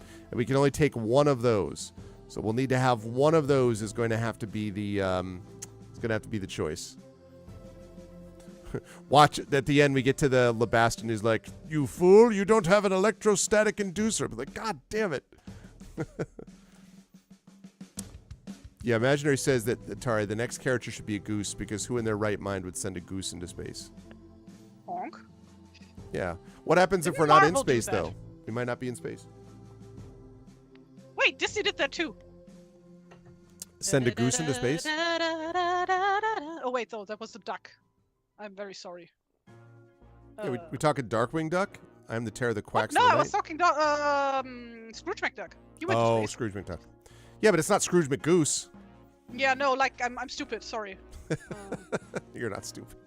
I can't keep my avians apart. Your memory is a little foul. It's all right. Yeah. Quacks like a duck. That looks You like a it. duck. Hey, what's up, Echo? Okay. All right. Going once. Going twice. All right. We got a viscous negator. Viscous negator. I have the moon theme stuck in my head. And a 3D Pictoscope.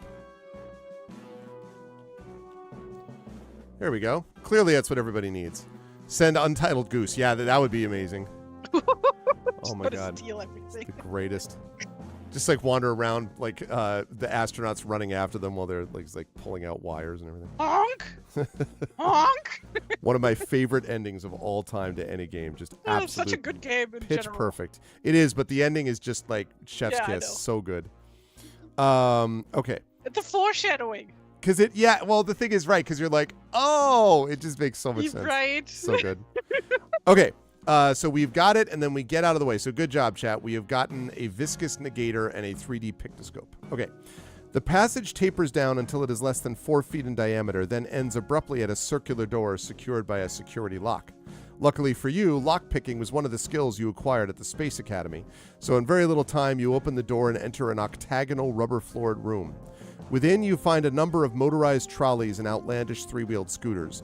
Obviously, they're designed to carry the space station's heavy equipment from one place to another. Intrigued, you climb aboard a scooter and examine its controls. But you are distracted by a slobbering noise from behind. Sounds like this.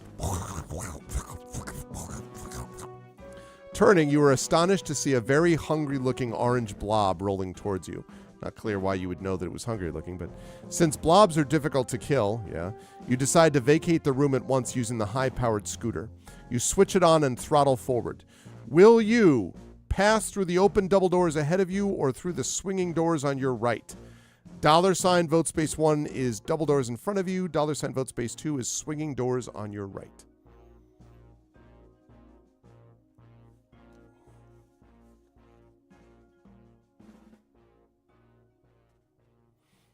we eat the blob first, and it can't eat us, right?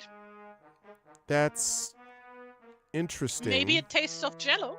What color was it? Orange? It was Maybe orange. it's orange flavored. Maybe it's like, you know, Italian ice. Maybe it's orange gelato. It's probably saying the same thing looking at us. Like Wait. maybe we are, you know. Mm-hmm. Is American ice cream not gelato? Gelato is also served here as a separate thing, but most American ice cream is not gelato, no. Huh. Okay, because we only have Italian style ice cream. Yeah, nope. Just gelato, I guess. Like, I'm assuming anyway, like I never like looked it up, but like, you know, we don't make a difference. It's ice cream. Yep. I guess there's soft serve, which we call soft ice. Yep, we have soft serve. It's different. A fair bit. Yep, soft serve is also in the right combinations, also very good. Okay, we're gonna last call this, as it looks like Chad is like go through the swinging doors on the right.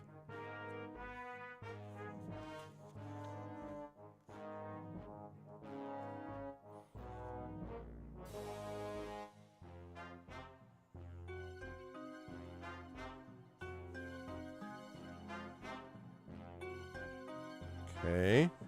Going once, going twice. Gelato is ice cream that spent a semester abroad.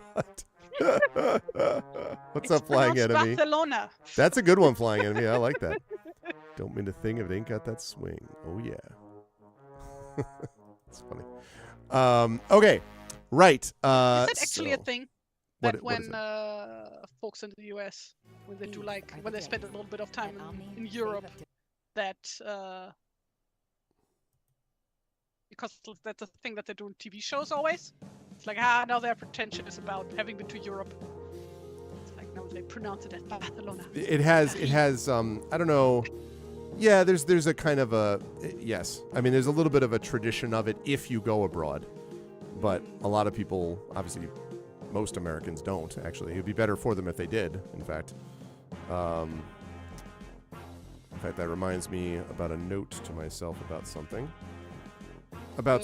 Never mind what it is. We are using curious. the Wing Commander. You can tell me, I won't tell the other guys. Yeah, exactly.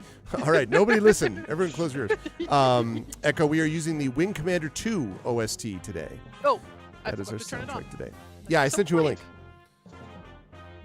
Yeah, because I have 3 screens, okay? I can't pay attention to everything. I don't know what you're talking about. I have, it's not like I have 3 monitors. Okay. Right. Okay, so we are going to do the second thing, which means we are going to go through the swinging doors on the right.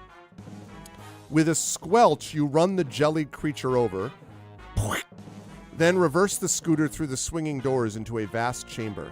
Within, tall trees grow on large pontoons, whole groves of oranges, lemons, peaches, and other fruits. You have entered the space station's hydroponic gardens where all the fresh food is produced. Luckily, the bruised blob has not followed you. You dismount and examine the gardens at leisure. Will you turn your nose towards a run of strawberries or try an unrecognizable sweet-smelling fruit? I'm wondering if I should maybe put a save point here. Now I'm wondering if the strawberries are actually strawberries, or if they're just a different fruit that they also refer to as strawberries. I knew it was the strawberries. That's true, actually, yeah. Something which is just sort of like the generic red berry, which they call strawberry.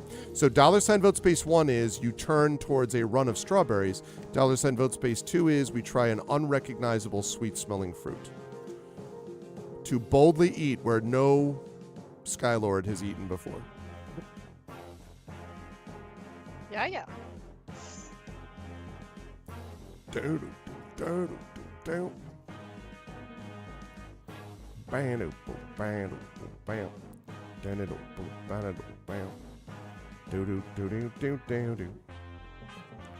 What's it gonna be? Strawberries or unrecognizable sweet-smelling fruit? So we're voting for, are we turning towards, we found ourselves in this hydroponic garden on this ship, Echo. So do we go towards the strawberries or do we go towards this unrecognizable sweet-smelling fruit in this hydroponic garden?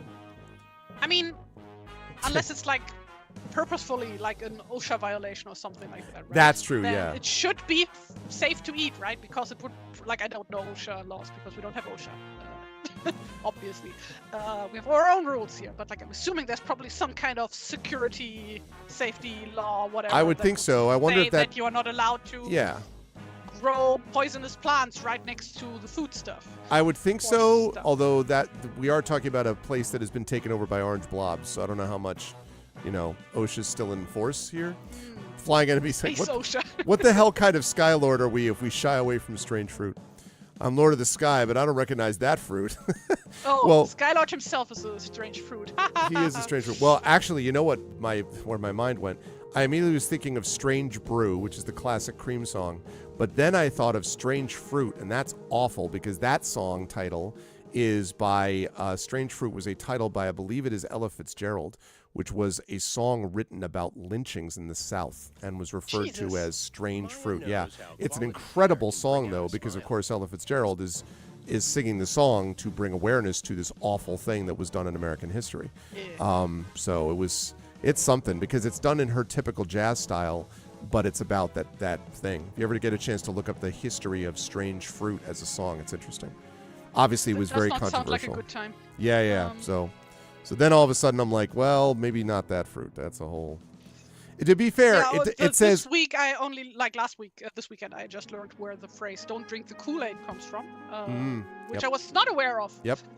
So that put it like a whole, like that, because like there's this semi-famous German metal band called Accept. They wrote a song about that one. That's where I knew the phrase from. Now I know what the song is actually about. I just thought it was fantasy or something. No, You were like, it's yay, and then it got real dark. Yeah, no kidding, Flying Enemy. I know it. It's extraordinarily awful. Yeah. Okay. So, last call. Going once. Going twice. All right, chat's like, yo, strawberries. I can't blame you. I do like me some strawberries myself. You strip a whole row of its delicious contents and eat them greedily. Unfortunately, they had been sprayed with a pesticide, so you've just poisoned yourself. OSHA! We only lose 3 points of stamina, though. It could be worse. If you're still alive, we are, you scout around and observe several items lying about which may prove useful later on. Choose 2 from the following list and add them to your sheet. Oh, Billie Holiday, not Ella Fitzgerald. My fault. Billie Holiday. Yes. Recorded by Billie Holiday. Yep. Yeah, no, I forgot. Oh, yeah, Billie Holiday. My bad. But yeah, same concept, though. Okay, so here are your options. Pot plant. And I don't think the pot plant means what you think it means, chat, so take it easy. Strawberries. Is this a weed? Shuffle. Calling the police. Killer. Weed killer. Speaking of weed killer. Broom. And plastic hose. All right. And again, chat, you can vote for up to 2 of these. Potted plant. I don't think it actually means pot plant. Strawberries, shovel, weed killer, a broom, or a plastic hose. So go ahead and vote for 2 of these items which you think would be of use.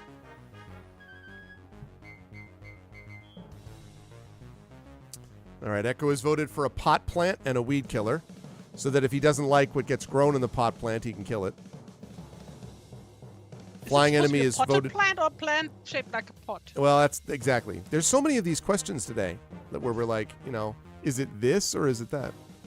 A little bit of this. Is a it little bit of peanut this. butter in my chocolate or your chocolate and my peanut butter? Yeah. So now we have 2 votes for potted plant, 2 votes for shovel, and 2 votes for plastic hose. In this book about safe spaceships, we could definitely use a hose.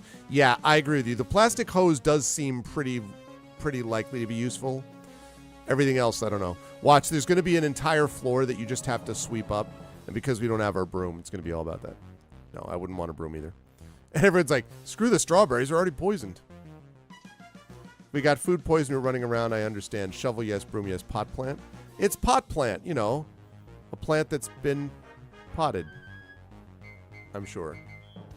You're sure? Yeah. In your professional academic opinion? It cannot be anything else. Oh. Yeah, let's go. Woo! Oh, man. All right, let's see. So we How have. do you like the little sentry that I gave him in the cockpit? Oh wait, because I had out of respect for your artistic process. I've been writing. Is that a freaking like air freshener? Yes. You can't just air out an spaceship, right? Yeah, you yeah, can't no, just that's roll true. down the windows to get some fresh air in there. I like that you got that at the local Thanks. space gas station. Yes. You know. I love that. Did you say Space sentry? Esso. Or you're just showing me? Scented. Okay, the scent. Yeah, okay. Scented good. tree. That's what. Yes.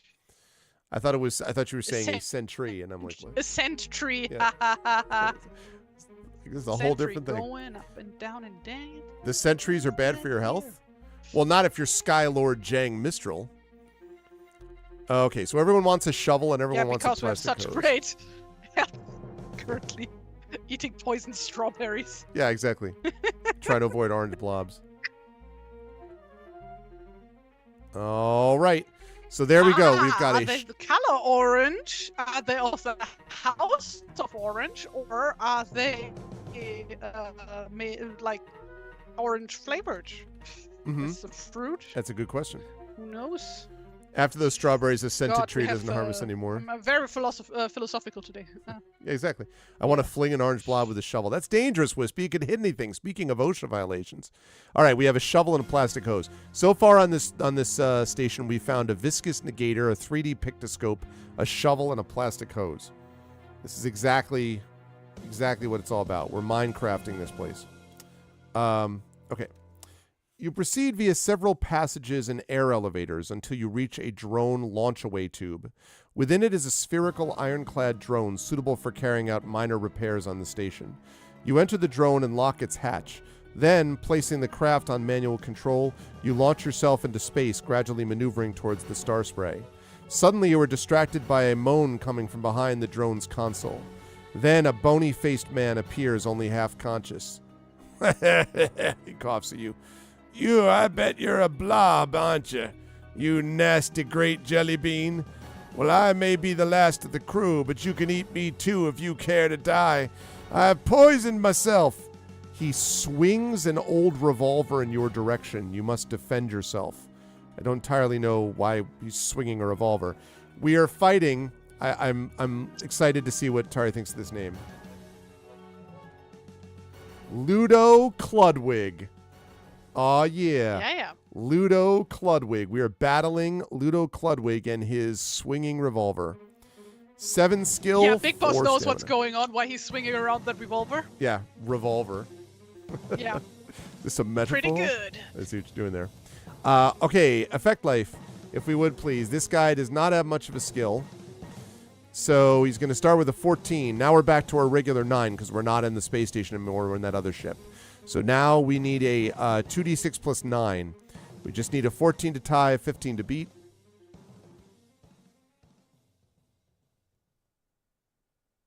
Knew the Ludo game becomes sentient one day.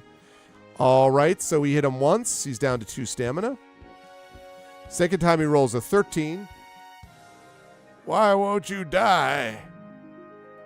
Why won't you die? Why Stop don't in you? the name of the law.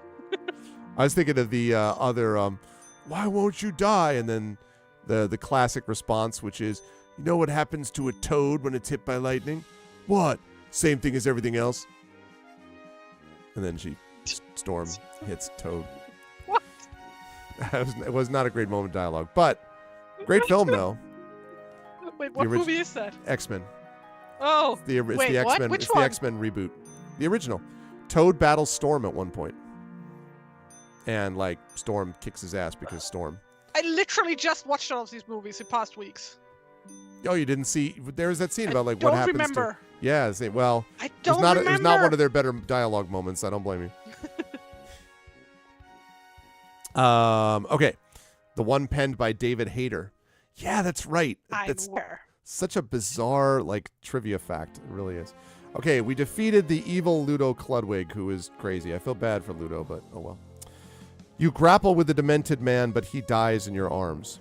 Now, locking the drone to your own ship, you prepare to leave. First, however, you may go through the belongings of the deceased. You may choose any 2 items from the following list. Chat, does anyone get the distinct feeling that this whole station was a strip it for parts? Like, how many of these multiple, like, items could we get? Okay, so here's what we can get. A revolver, a peak cap, poison. That man is poison. Poison. Can of beer, but I repeat myself. She's like poison. An axe, or a box of cigars. All right, again, chat, you can vote for any 2 of these. So you can get any 2 of a revolver. Remember, we're off the ship now, so you don't have to worry about not having a gun. A revolver, a peak cap, poison, can of beer, an axe, or a box of cigars. I can see a lot of things. Oh, Flying Enemy, this book is strange. It gets weirder. That's why Tari has decided to lose herself in the most complex drawing of all time. This is just because I'm not a smart person and I don't learn out of my mistakes. Well, I temporarily learn from my mistakes and then I forget after sometimes. Yeah. You learn for long enough to get away from the issue. You triage your learning, is what it is. The name of the place gave it away, Loot Box Station. Yeah, exactly. It's Microtransaction Fortress. Woof. No, it's called Team Fortress. Oh. That's fair. No, but you don't find anything there. You're too busy setting up it has turrets. loot boxes. Oh, that's true. Lots of microtransactions. I guess it does have loot. Does it really have a lot of microtransactions? Is that true? Yeah. What do you There's so many hats to buy. Oh, yeah. Cosmetics. Okay, yeah.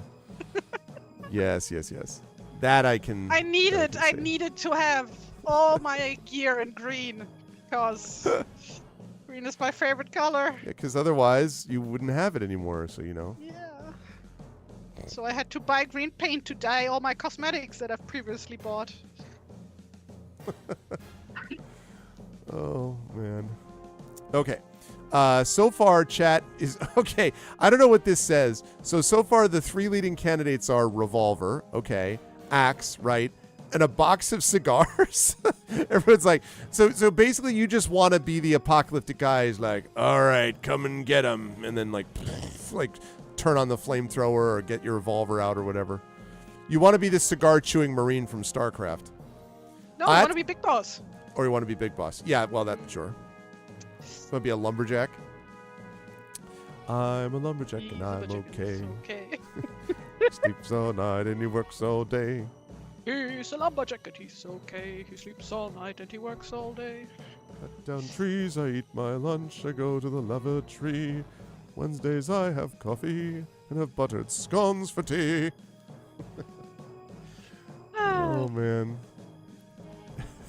Best part is all of them following up with the chorus. I put on women's clothing and hang around in bars. Oh, man. I think I saw that the other day, it was I think something like the 30th anniversary of Graham Chapman's passing. And I'm like, oh my God, he died that long ago? It was something ridiculous like that, where I just couldn't believe that he had died that long ago, but yeah. Who's Graham Chapman? Graham Chapman is he's the King Arthur in Holy Grail. He's one of the Monty Python guys. Yeah. So I'm assuming it was sickness or something, or an accident. Graham Chapman. Notably older than everybody else. No, he died. I want to confirm before I say this. Graham. Let me see. 1989. God, I can't believe that. And yeah, he was only he was 48, and he passed away of it was cancer. He there was a small malignant tumor on one of his tonsils. They removed. Cancer had spread into his spinal column. Had chemotherapy, but the cancer was declared inoperable. And he died 1989 from complications, age 48. Unbelievable. So young. I just 48 years old. That's wild. And he was the lead in Life of Brian too. Yeah. Wow. The poison's obviously not lethal. We survived. Can of beer seems underwhelming. I agree. Suspenders and a bra. That's right. Okay, last call. Last call. I can't believe Chad is going to leave behind an axe so it can take a box of cigars with it. I just, you know, I report, what if you we decide. have to like pass some like invisible lasers or something, or if there's a cave that we get? I'm waiting to We hear. need to smoke How did I was like, how does the box of cigars help in those scenarios? because that's what they do in Metal Gear. Okay. Right. Okay. I didn't say cardboard box. No. That's like in Metal Gear Solid 3. After you fight Ocelot for the second time, Right.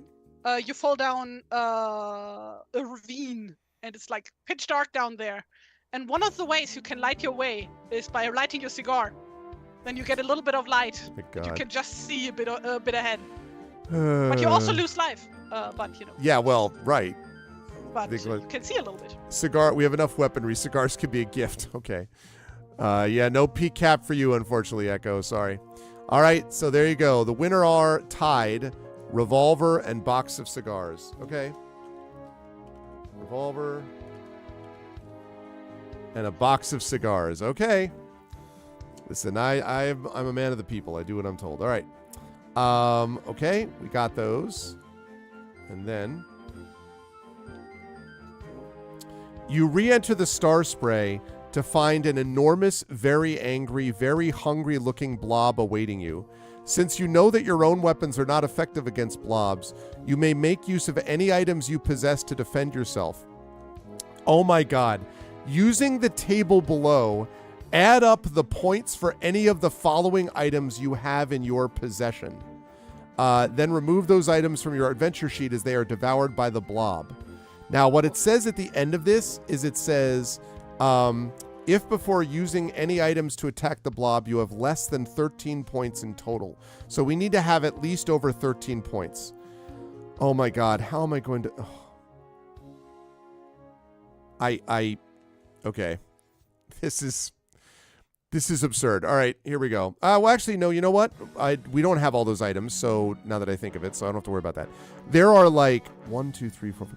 There's got to be like 30 items on this list. Like a ton of stuff that we didn't even come close to getting. All right, so here we go. Viscous Negator. 3D Pictoscope. Shovel. Plastic hose, revolver, box of cigars. Now, let's see. The Viscous Negator is worth 1 point. I want to know the point value of the unknown fruit.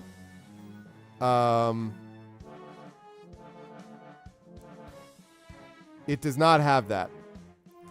You're going to laugh when you see some of these. Okay, so 3D Pictoscope is worth 1 point. I call shenanigans on that Viscous Negator, and I'll be worth more than that. Let's see. The shovel.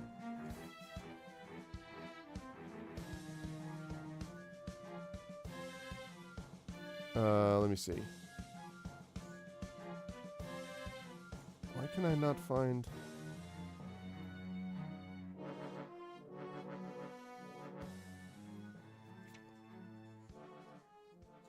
All right, and then...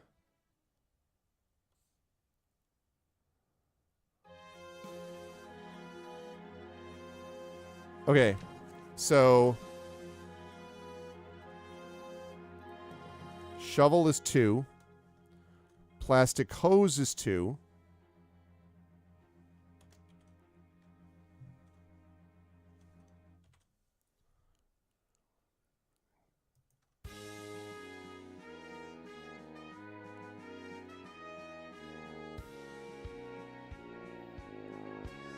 Let's see, the revolver is 2. The box of cigars is 3. Good times, good times. All right, let's see.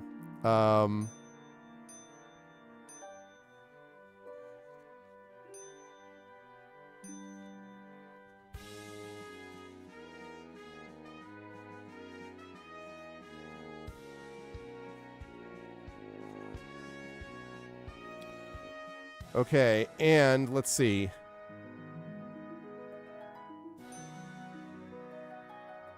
We have to have 11, so we have, let's see, 2, 4, 6, 8, 11. Well, all right, chat. So I have good news and bad news. So the good news is that we are going to, we have enough points to defeat this thing. The bad news is we have to use every single one of these items to do it. So we basically have to throw everything we got on the space station at this guy, at this blob. So since there's really no option because it's either that or death, we basically have to throw all of the items here on this thing. So including the cigarettes? Including the cigarettes. Cigars? Box of cigars. Without the box of cigars, we wouldn't have enough. All right, so we throw absolutely everything at the thing. Absolutely everything. After a mighty tussle, you defeat the blob and jettison it into space. Then you destroy the space station. Like, that entire thing. Like, really? So that entire freaking thing was a side quest.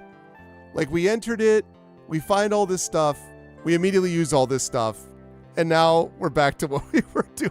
I mean, what the frick? Oh my god. That's absurd. Okay. So now we have an opportunity, which is to either go towards light warp or towards time warp. Yeah, complain. Yeah, I know. Not about the loot we make, but the journey. But the journey. The people that we got the loot from along the way. Okay. Yeah, it's a weird book, Flying Enemy. Not about the loot, but about the experience. Yeah, there you go. Exactly, that's it. I have my shirt. Whatever kills you grants you XP. Since we had some fights, aren't we entitled to some level ups? Exactly. And as Big Boss said, we entered horizontally, and you see what happened after that. It was just... All right. So now the question is, are we going to continue towards the Auroch and Light Warp? Light Warp happens in the 6th dimension. Or do you want to travel in Time Warp, which is in the 4th dimension? Each one has advantages and disadvantages. I don't remember how we traveled to begin with, but $vote space 1 is we continue towards Auroch and Light Warp. $vote space 2, we continue towards it in Time Warp.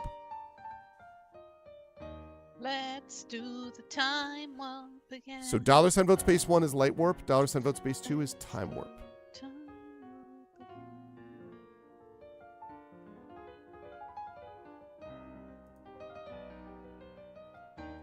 Got dramatic jazz in the Wing Commander remastered soundtrack.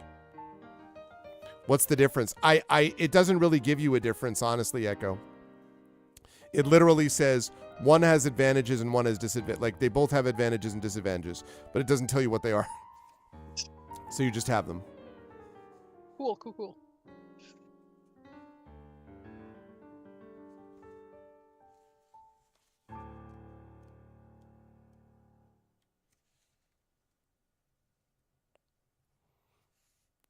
Listen, paying $14.99 a month for a streaming app. Hang on a second. Commercial, and there we go. Okay. Disadvantage then, please. All right, last call. We have 4 votes for Light Warp, 3 votes for Time Warp.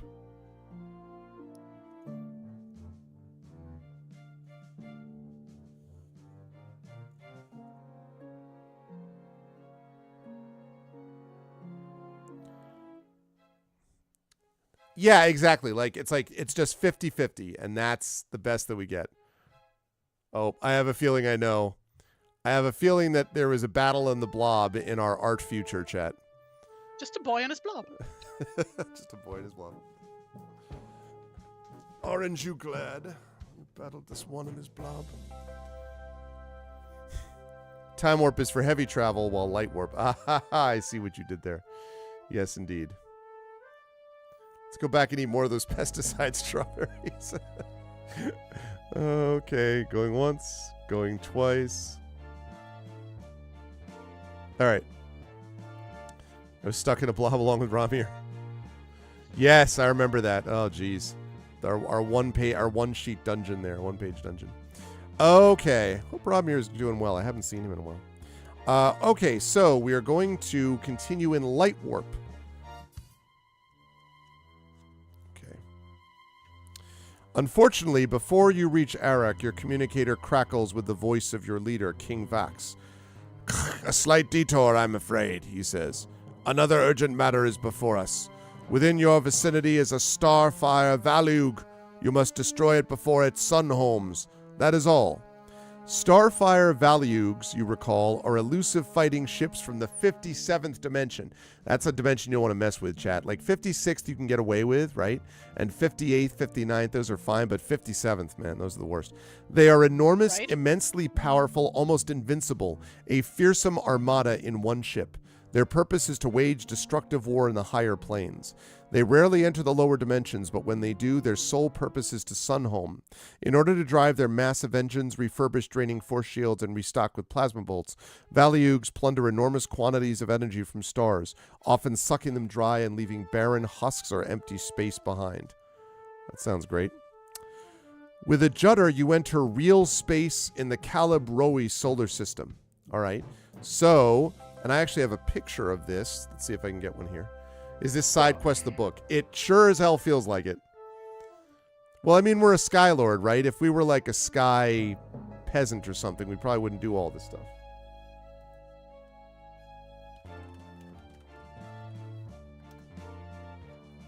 Let's take a look and see if I have the images.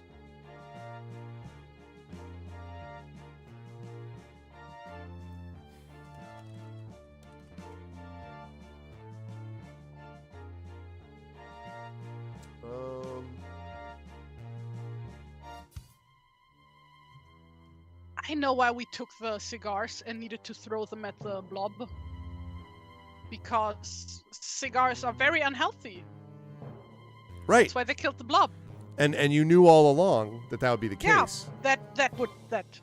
Yeah. So that moment where you said, and I quote along with chat, a celebratory cigar, that was a head fake to the blob, which thought that we were going to actually have it, right? That was the yeah. Mm-hmm. All right, this is what we see. We enter real space in the Calibroi solar system, a subsystem of 15 planets inhabited by millions of life forms. Not far away resides the heart of the system, the ruby-red dwarf star Calibrao. But now the sun appears pale and faltering. The Valiug ship is already plundering its energy. Within a few moments, you locate the ship. And the ship that you are trying to destroy looks like this.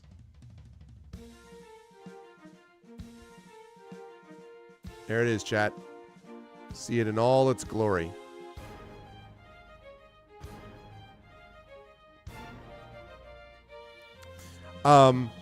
Within a few moments, you locate the ship, a long, thin vessel just to the right of the sun. Will you switch your craft into a computer-controlled attack run?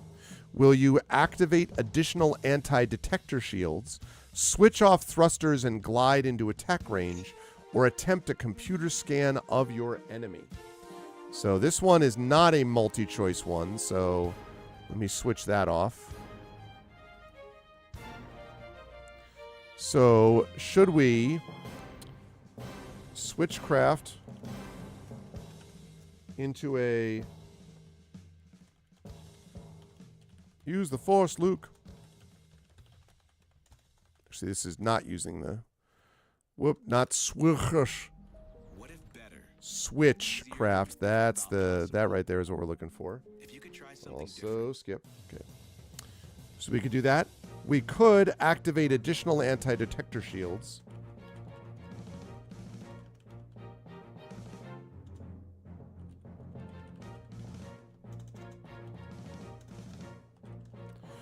We could switch off thrusters and glide into attack range.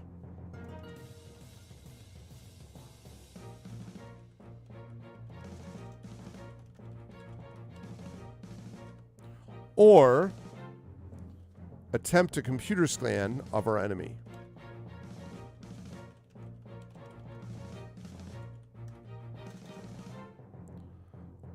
All right, chat. There you go. $vote space 1, we switch craft into a computer-controlled attack run. $vote space 2 means we activate additional anti-detector shields. $vote space 3 means we switch off our thrusters and glide into attack range. And $vote space 4 means we attempt a computer scan of our enemy. So get your votes in now and let us see what indeed is going to happen.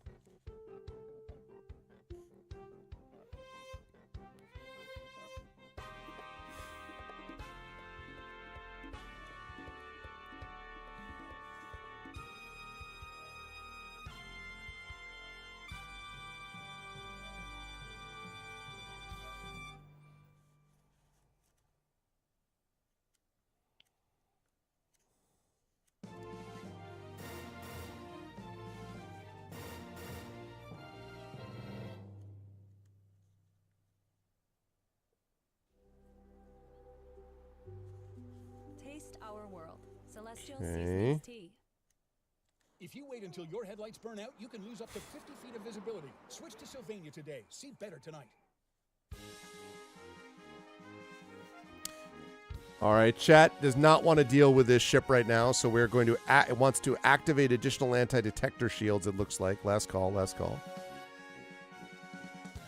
4 is more of a Star Trek approach. Yep.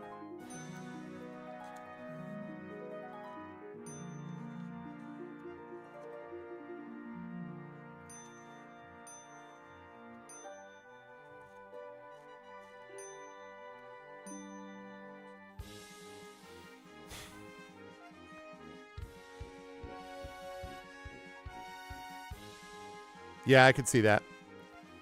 All right, going once. Going twice. Send Kirk to the helm. Yes, Salt Marsh today, yes. Yes, in fact, double checks to make sure. Okay, good. Yes. Looks like we are in good shape. I just wanted to double confirm. But yes, we will have 4 out of the 5 players today, but we are playing today.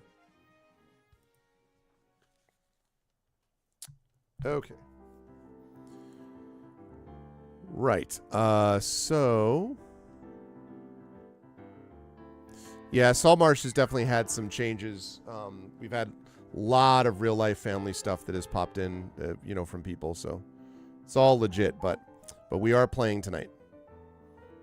I know that because I looked at the thing now at 2:30, so it's pretty safe by then. Okay. All right, we are going to activate those additional anti-detector shields. Right, here we go. How much do you run into like scheduling issues with Saltmarsh, like based on time zone stuff? Because like, everybody there's in almost like about 2/3 of the group are from Europe. The only one who's not from Europe is Fleos, who's Canadian. Yeah, you.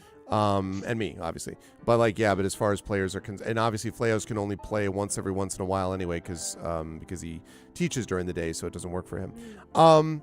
The time zone thing works out okay so long as we wrap by 7 p.m. Eastern. But at that point, it is late for people, so they usually take a nap or whatever, and stuff like that. So yeah, I mean, I remember when I had to play till 2 a.m. That was was brutal. Yep. Yeah, and that was just to accommodate. Originally we would have been streaming now, our time that we do now. Yeah, I know, but it was impossible to get everybody's schedules to align. It was really hard. As tabletop gaming does. yeah, exactly. Yeah, and Echo, of course, ran into that himself with time zones. So yeah, time zones suck. I think we can all agree. Okay, so we are going to activate additional anti-detector shields. Unluckily, your attempts to conceal your craft fail. From the Starfire Valug, several smaller spike-like ships are launched. The first of these buzzes in to attack you. Oh man, we have to fight the Valug Starfighter.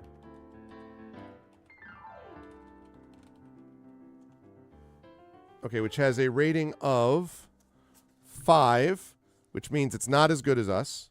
So we get the first shot. And that means that it's got, hang on a second as I get past this commercial. It has got lasers of 4 and shields of 10. All right, Effect Life. So you were first to go. We're rolling a D6 here.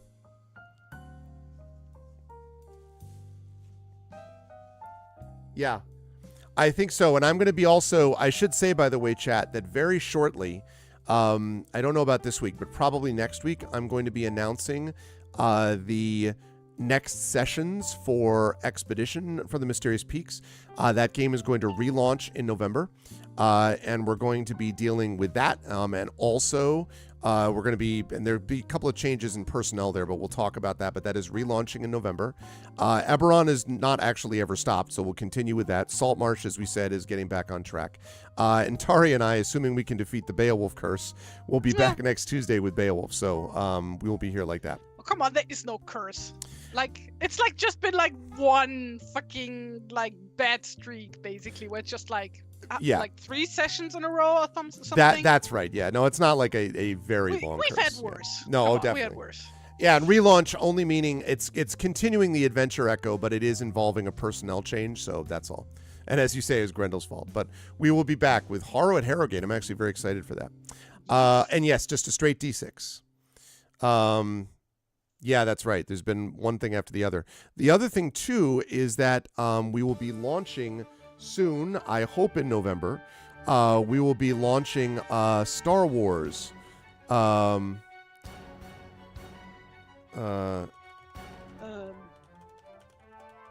putting in a... Just checking in on someone that. But yes, Star Wars is going to be launching with the Damon Runyon scientists is going to be launching as well. That's going to be a once-a-month thing. Star Wars So, what? we have a... so during ArvCon, John Helfers GM'd the original like Star Wars West End game, which is back from the 80s, tabletop game with 3 of the Damon Runyon Cancer Research Foundation scientists. And they had such a blast that we said that we should keep doing it. So they're going to be doing a once-a-month thing. And scheduling, especially for the scientists, is super big deal. So, yeah. So I'm super excited Gonna about have that. real scientists play science fiction games. Yeah, who would have thought I mean, different kind of science, but you know. It also has one of my favorite recent characters, which is one of the scientists played a union organizing droid. So he's always talking about like the means of production, but like it's so funny. One of the parts of the session is where they basically convinces like a bunch of robots, like tries to override them, and is then like, don't be a cog in the machine as they're like running towards her. It was like really funny. So yeah, it was great. Okay, nice. so Starfighter, sorry, Effect Life, did you roll one to begin with? I apologize because you do get to roll first. I'm gonna roll all the way up here. Oh, you did. Okay, yes. So you did hit. All right. Okay, good. Yeah, we did. It's only once a month because it's like very hard. And also, of course, quite frankly, John is also not easy to nail down on a schedule either. But we've gotten there. Okay. They are going to shoot. They hit. All right. Next up, Effect Life. But yeah, I'm excited for Star Wars. Very nice. Very nice. They're down to 6. You have $20. Go watch a Star Wars. The Star War. Star Wars, nothing but Star Wars. Oh, you never watched Arrested Development? Oh, is that I did, but I don't remember that one. It's like when little bit of like light treason. the grandma has to like Yes, look after the adopted Korean kid, and she's like, she doesn't know what to do or doesn't care or whatever. So she just sends him some money and tells him to, like, go watch a Star Wars. That's funny. No, I don't remember that one with the grandmother. So Effect Life doing some serious work here. Day night is going to probably be either Wednesday or Friday. And as soon as we get those people locked in on the email, I will include you on the email chain, Triffid, so that you'll be able to sort of jump in on scheduling. But really, like, it's the thing is that, like, John did a very good job is that it's just John is way overloaded and stretched too thin all the time. So just have to stay on him. Basically be like, hello, John. That's all. That sounds like somebody else I know. What are you talking about? Oh, nothing. Hey, I sometimes keep myself on there in fairness to me. Let's see. 6, 1. Right. Then I roll that. I missed again. Let's go. All right. Go ahead, Effect Life. Oh, no. A miss. Oh, I hit that time.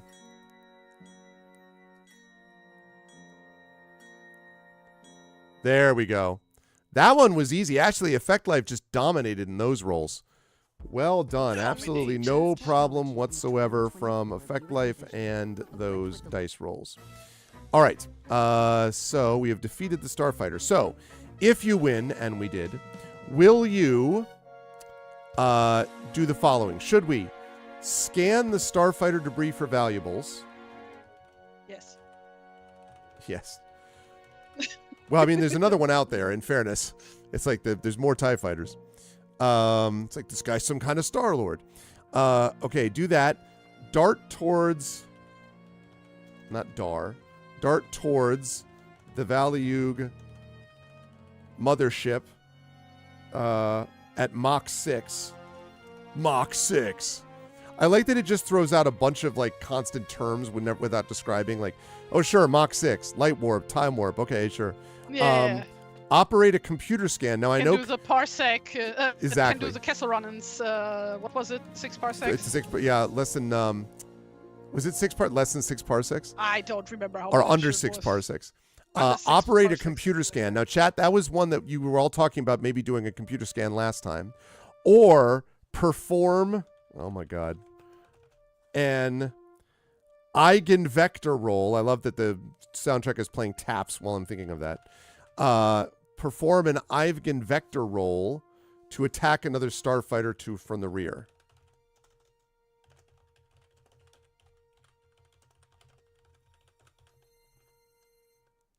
You learned what Mach was as a kid from this very book. Really? I didn't know you... So you remember this very well then. All right, chat. So $vote space 1 means to scan the starfighter debris for valuables. $vote space 2 means dart towards the Valyug mothership at Mach 6. $vote space 3 means to operate a computer scan. And $vote space 4 means to perform an eigenvector roll. I know people were talking about the computer scan last time.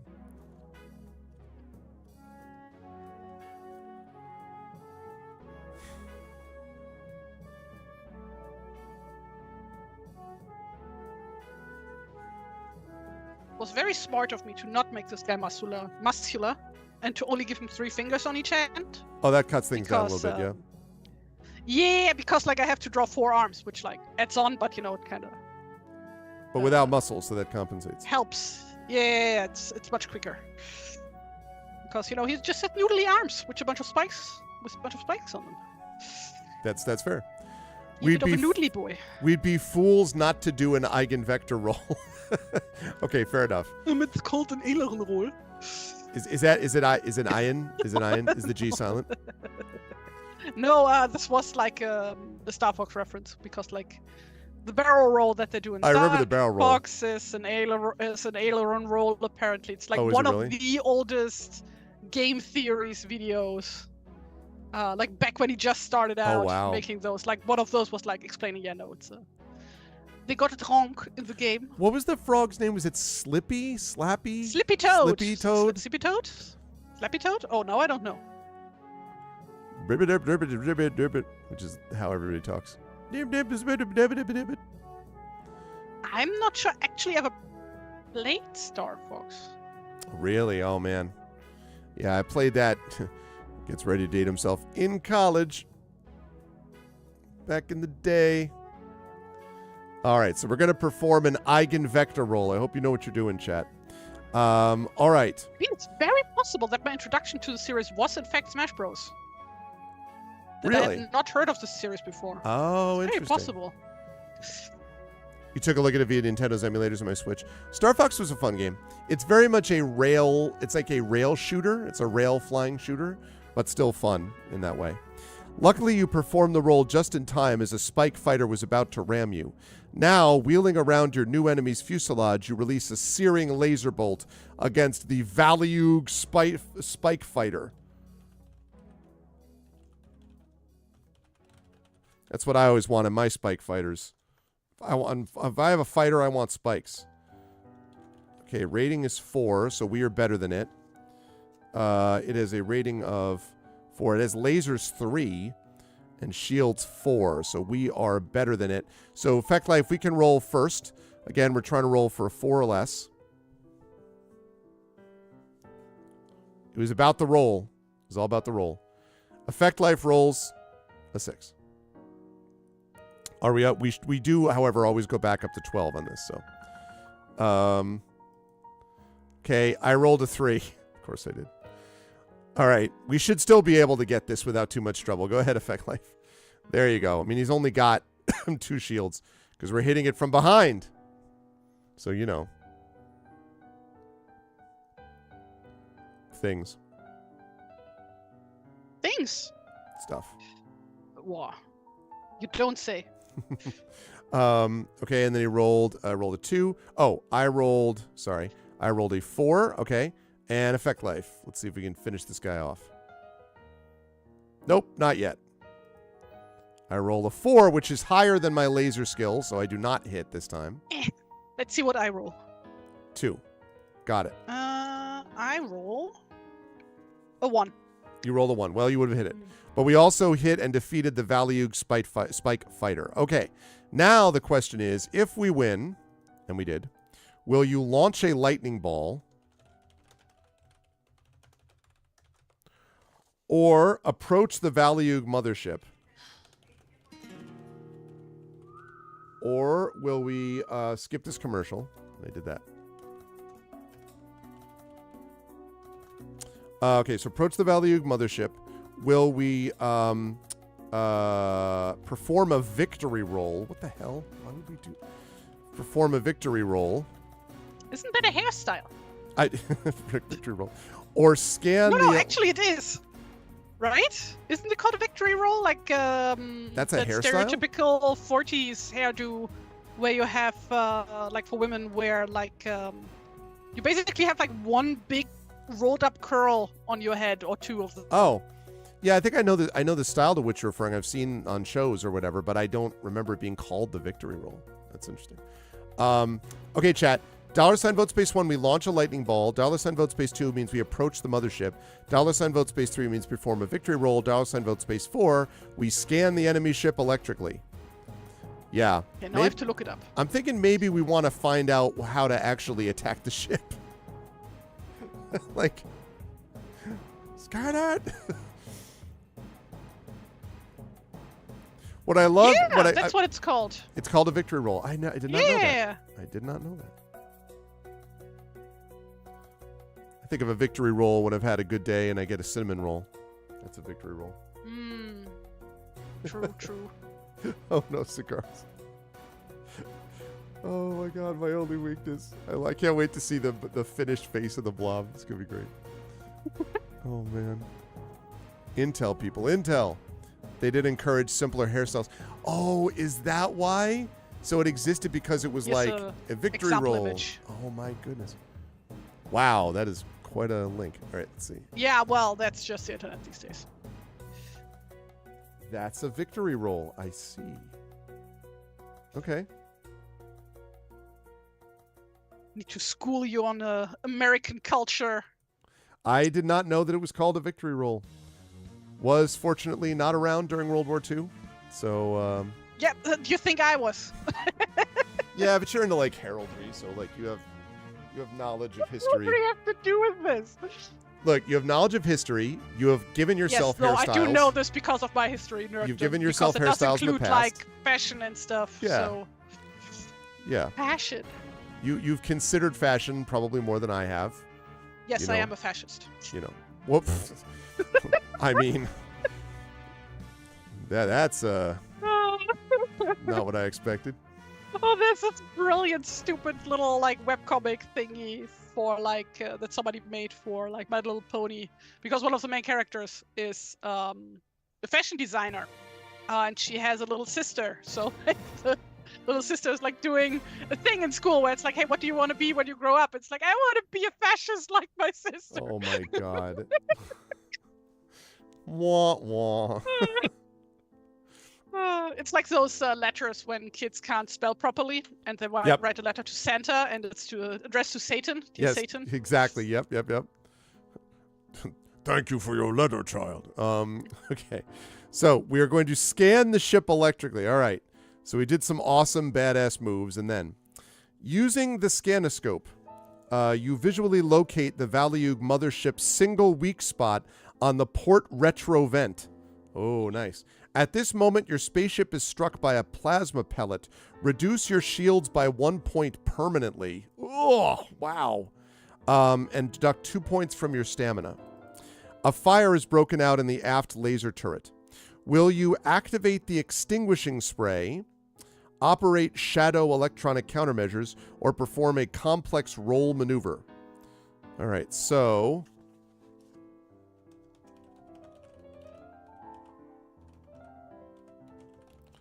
activate the extinguishing spray. That feels very FTL to me. FTL? Faster than light. Have you not played FTL, the game? No.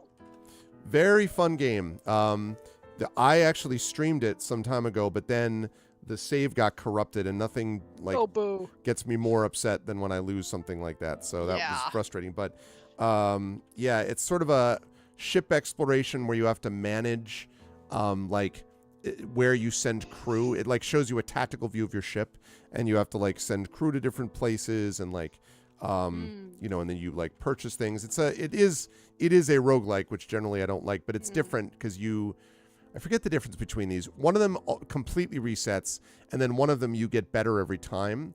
And the latter one is a roguelite. Okay, so I don't mind roguelites. It's the roguelike that I don't enjoy. So this one is more like a roguelite.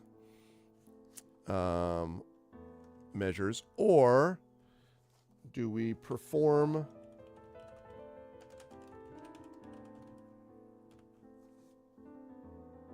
Oh, man. And get ready for the British spelling. Manoeurve.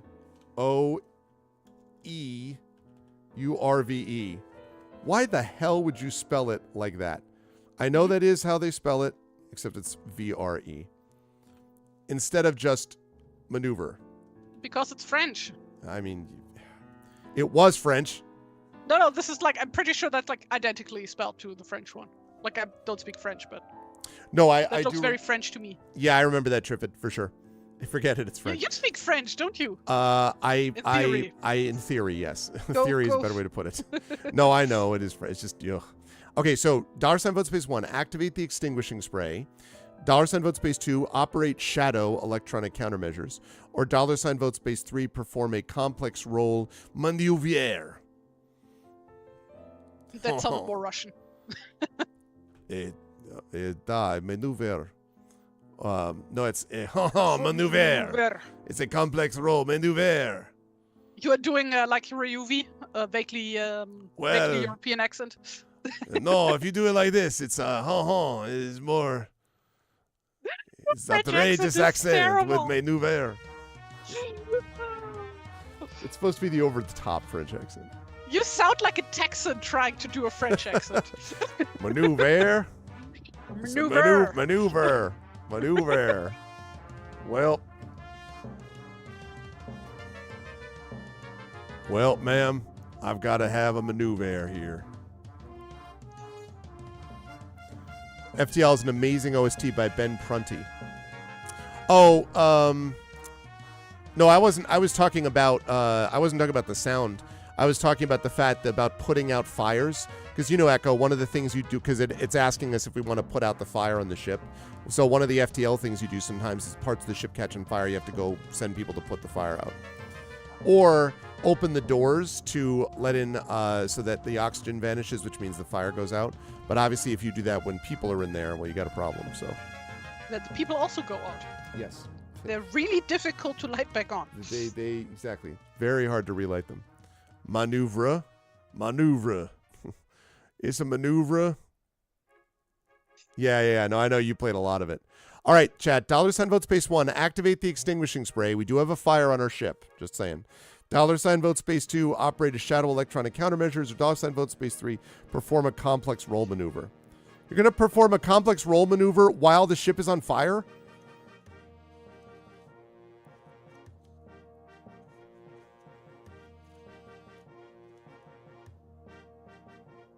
What makes it complex? As opposed to a simple roll maneuver. I imagine it's like just massive changes around things. Oh, God. Everyone's like, wait, countermeasures. It's funny.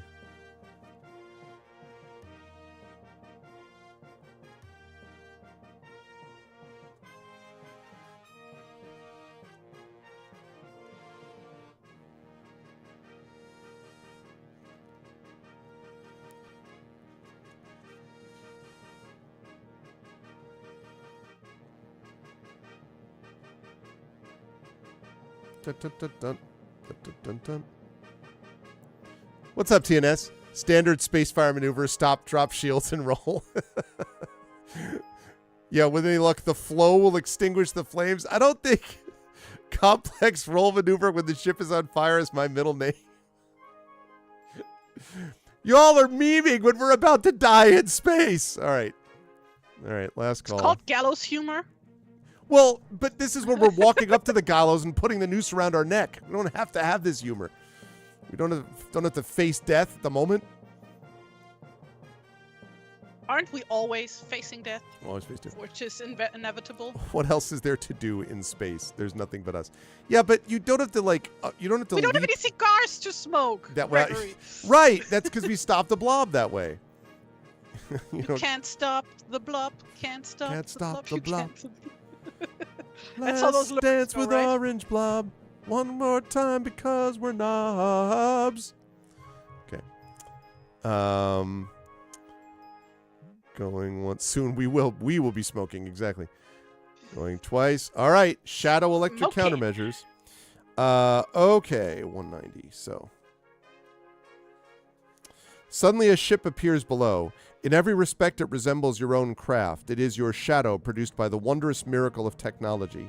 The shadow veers away, hotly pursued by small Valued starfighters and a stick of homing torpedoes. Unfortunately, however, the fire in your rear laser turret has caused a great deal of damage. Remove the aft laser from your spacecraft plan permanently. So we're down to 3, chat. I wonder why.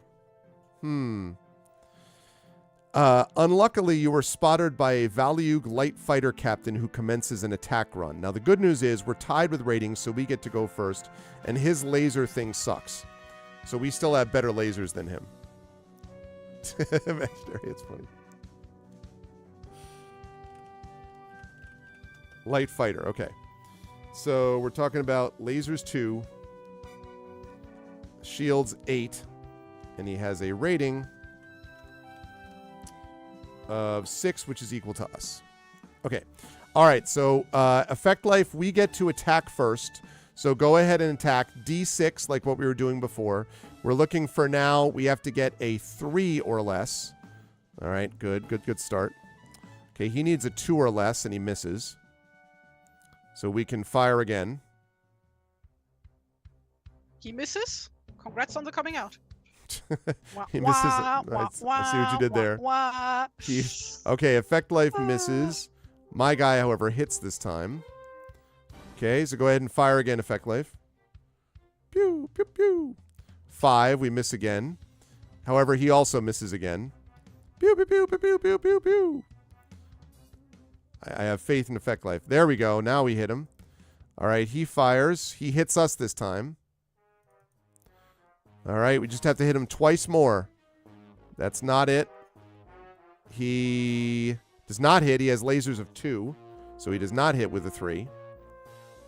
You can do it, effect life. Up, nope. 5 is okay. He misses again. Pew pew pew. This is looking like a real Star Wars where nobody ever hits each other. Okay, 3. We do hit that time. All right, he's got, and then we roll a 3, so I roll 3, and I miss because he's got a laser rating of 2. Okay, 1 more shot is all we need. That's not it. Oh, my guy hit, though. You can do it. You can do it. There you go. Destroyed. Okay, we defeated it. Oh, and by the way, chat, can we take, while I'm thinking about it, can we take another provision tablet to go up to 15 stamina? Because we're at 11 out of 18. Can we do that? No. Is that possible? Can we? Can we? Can we do it? That is French for no. That's French for I think not. No. Can we do that, chat? Can I get a yes or no in chat? And then we're going to have one more battle here on our hands, and then we will wrap for the day after that. Yeah, I have a date with some chocolate cake, so. Echo, do I take the rainbow kappa as how you're actually feeling? No, you can't eat. The question is whether we eat our provision tablet, because we've got 11 out of 18 stamina. We have 4 provision tablets, so I was going to ask if we could eat one of them so we can go back up to 15 stamina, that's all.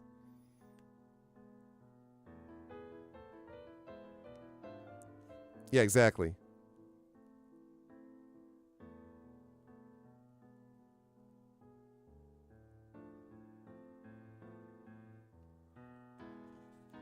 Just want to be a bit like Eggman, but no. Yes, eat a chocolate tablet. Okay. All right, we're going to eat 1 tablet, and that will bring us up to 15. Okay, here we go. Dodging the enemy fire, you attack the gigantic Valiug mothership's single weak spot. Luckily, you're so close to the ship that it has trouble bringing many of its lasers to bear upon you. All right, so here we go. The battle against the mothership. Starfire, Valiug. And that's a rating of 6. Which is, or actually rating of 5, and we would have gone first anyway because it was high. But it does have lasers 4 and has stamina of 8. So now we're going to fire away at it. So we get to fire first. We need a 3 or less. We got to do this. Got to make it happen. Got to make this happen right now. Got to make it happen and occur. Okay, effect life starts with a 5. That's not going to get it done, unfortunately. It rolls a 4. It hits us. Yep. That was the wrong layer. 3. That hits. All right. It rolls a 1. Hits us. When we just ran out of the soundtrack. 5 is not going to hit. I'm going to need you to stop missing. Okay. All right. So it hits there. Okay. All right. Effect life. We got to get you below 5, my dude. We got to get you below 5. We just have to. 5. Okay, 3. There we go. Oh man, it'd be nice if I miss once in a while. All right, come on, you can do it. 3. There we go. All right.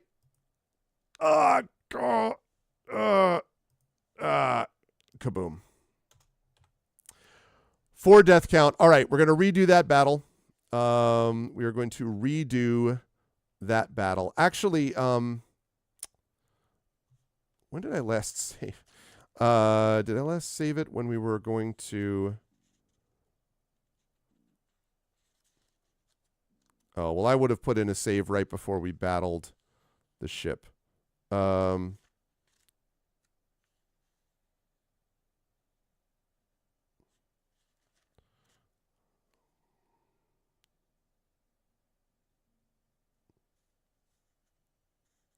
Okay. So out of shields error. So I think what that means is that what we will do is I will put the save point right after we did the scan. So basically after we did the scan, so before, everything else that went wrong. And when we start next time, we will start with attacking, finishing up, hopefully destroying it. Because the reason I want to start there is because that's going to put us back up to 4 lasers. I feel like losing 4 lasers is going to suck. I will drop my stamina back down to 11, move the provision tablets back up to 4, and move our shields back up to 12. And then the next time we will actually have a chance to take this on again. Out of shields error, redo from start. Yeah, basically. So, okay, because the reason for that is that we have to vote on the Patreon Field Chat Chosen Game of the Month, and we need to see from Tari about the amazing art we did today. But we did make good progress. We did get into and out of a space station that was deadly to us, mega side quest. We're trying to finish off this other mega side quest right here. And so this will be a good place for us to start when we get back to this in November. We actually played the last time September 10th, so it's been just about a month. It's just about right. Okay, and I have saved it for now. So, all right, Tari. So let's take a look at what we have here with our drawings for today. So the warm-up was just a a drawing of our boy Sky Lord. Yep. The power of Sky Lord. Okay. Looking Um, awesome. Thank you. Then when we were fighting the other starship, just thought, hey, what would the inside of the cockpit look like? Regrets were had immediately. I mean, the great thing about that, though, is we did spend a lot of this actually in ship combat today. So it actually kind of fits. I like the idea, too, that we've got, like, in your mind, what do each of those control sticks do? Like, the one in front, I assume, is the regular, but what are the long Yeah, handles? the one in the middle is the steering wheel. Right. And the other ones are for a gun on each side of the ship. Oh, I see. I love that. Yes, and then he has like a little screen down there where he can like see like the blind spots that he can't see from the inside of the ship. I see. So But he also has his third eye. So while he's looking with his regular eyes, he's playing Candy Crush with his third eye. Yes. Okay. No, his third eye keeps a look ahead, like out of the cockpit, while he can look at the screen down. That's actually super useful. Stuff. Yeah. Right? So 2 eyes looking down at the screen, third eye looking forward, 4 I mean, like, geez. The ultimate multitasking. No wonder we're a Sky Lord. Right. I love it. And of course, the center tree. Yeah, well, that's the key. I mean, that makes a big difference for sure. Yes, it does. Awesome. I love that. I love that. I love how detailed it was when it came back to you. You're like, God damn it, why did I do all of these? Because remember, all crazy science fiction has to have tons of random buttons for no reason. I learned that from Star Trek. Well, the reason is to have a ton of buttons. No, that's true. No other reason than just buttons. You can push them. The real journey with the buttons that we pushed along the way. That's yes. So yes. Then our dramatic encounter with the orange blob. Oh no, cigars, my only weakness. That is like a classic example of the super inside joke thing where someone's looking at it's like, what the hell was this? And you're like, well, that was we had to do that because reasons. And we battled it with our cigar box. That's great. I love that blob. I knew I was going to like the blob even when I saw the sketch of it. It was pretty great. So yeah, so now we are further along. I would say my guess is that we've got 2 more sessions if I'm right about this with this one. So I'm guessing November and December, probably by the end of the year we wrap it. Have you already picked the next one? No, have not. Because I always want to consult with you about that before we do so.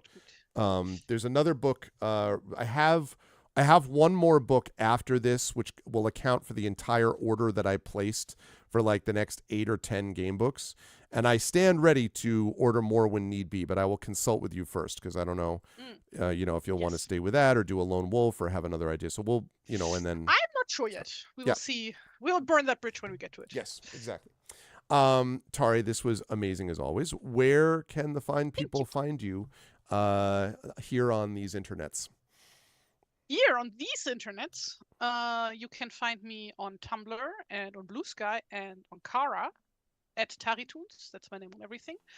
And as mentioned earlier in the stream, I do have an online shop where I sell some prints, mainly a very limited edition of a very special book that I made with all the art that I've done for the channel up to that point. Well, almost all of the art I have done on and for the channel up to that point. Which you can get on there, and also various like a selection of postcards. The store. Oh God. Yes. There's yes, we have the store in both places link, now. yes. TariToons and TariBuy. TariToons.gumroad.com. Yep. Ships worldwide in theory, unless you live somewhere where post doesn't go, which happens. Like for example, my uncle lives, so he can't get any mail. So yeah, do please check out the store and my other stuff. I post art to the social medias. Yeah, and I guess besides that, I'm back for next week. Next week, Beowulf. When we get to continue Beowulf. Which we're going to do. This time we're going to do it. I only have 2 years. I'm not sure if I can get that one inflamed. Yeah, I was going to say. One inflamed. Stay away from Dutch heraldry cons for a week, okay? Yeah, I'm not sure what the first one was caused by, but it's like really weird. Like I get one inflammation in one ear, right? And then like 3 weeks later or what? I get one in the other ear, like the same thing. Why Just- doesn't that happen at the same time? It's Yeah. weird. Like my son was under the weather yesterday, and we were like, there's a stage where, with kids, young children get sick a lot more than adults do because their immune system is not mature yet, and it hasn't picked up on all these different things. But he really has not been sick for months. He wasn't sick in England or anything else. And he was under the weather yesterday, and so he was like, "Is this okay?" And I'm like, "Yeah, you once in a while you're just going to get sick." Because he's like, "Where did it happen?" I'm like, "I don't know. It happened when the man came and made you sick, pointed at you and you were sick." No, I mean, there's no way to know sometimes. So, Yeah. sometimes it just happens. But I'm glad that you were It's on the mend. weird. Yeah. Usually I get always sick after a convention or whatever. So I super expected to get sick after the London trip. But for some reason I didn't get sick. And I Same. found that kind of scary because such a massive city. It's germs everywhere. Yeah. No, I thought, I mean, I don't get sick very often, but I had thought that I was like, if it's going to happen, traveling to Worldcon, being around everybody there, being around, but no, I wasn't. Oh man, I miss it. Getting such some a fun kind trip. of turbo plague. Exactly. No, I am very pleased that the Divine Sphere was like, listen, we know that you need to you folks need to come together for this one. So, Yes. But Tari, it was a great pleasure. We will see you back here next week for likewise. Beowulf. And chat, can we get some love for the best artist on Twitch? And most amazing cartoonist you will ever discover as well, and also Herald You person and role player, etc. And all that. And Tari, thank you. We will Because see you you have back so here much next week. reference for people who do heraldry. You be quiet. I have an extensive knowledge of the heraldry community. Of course you do. Of course you do. I know the only one I need to. All right. Well, I'm the only one, obviously. So There you go. most humble person around. Nobody is humbler than me. No one is humbler. Yeah, that was a. Speaking of green room combos. All right, go have your chocolate cake. Okay. Thanks, Tari. I'll Yes, see you soon. I will. Bye. Good Bye-bye. night. All righty, and that is going to do it for this, but it is not going to do it for me streaming overall because we have, first of all, a Patreon Fuel Chat Chosen Game of the Month to decide. So let me just jump over to my other thing here. There we go. I really love those Gamebook illustration streams. Quite a bit. Let's see. Speaking of I got this hat when I was in England this last time. But it does collect cat hair. I gotta get my lint roller moving on that thing. I got a lint roller for it, which works beautifully, but I just forgot to use it today because it's but it collects cat hair like nobody's business. Anyway, so let's do the thing. Let us do these polls. I'm going to pull up the poll while I have it here, conveniently, like that. There we go. Okay, so you got to get a lid. All right, what game should Arv play this month? And we will do nominations today. We will do final vote next week, and then I will play it the week after that, which will be the final Tuesday. And that Tuesday is going to be a really good time. Patreon Field Chat Chosen Game of the Month, followed by more 2 weeks from today, followed by more Ghosts of Saltmarsh by the Dice Roll, and then that night is going to be our spooky reading with Claire Cooney, as I announced a couple of days ago, and friends. It's a really good group of authors, so I'm excited for that. More coming soon. Okay, so which game should I play this month, chat? Please get in your nominations. Again, one nomination per person, please.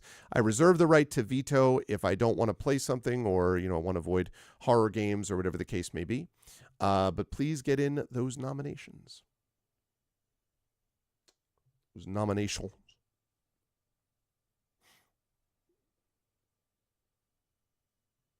No, you do not have a list of options. You get to nominate. You'll get a list of options once you get nominations.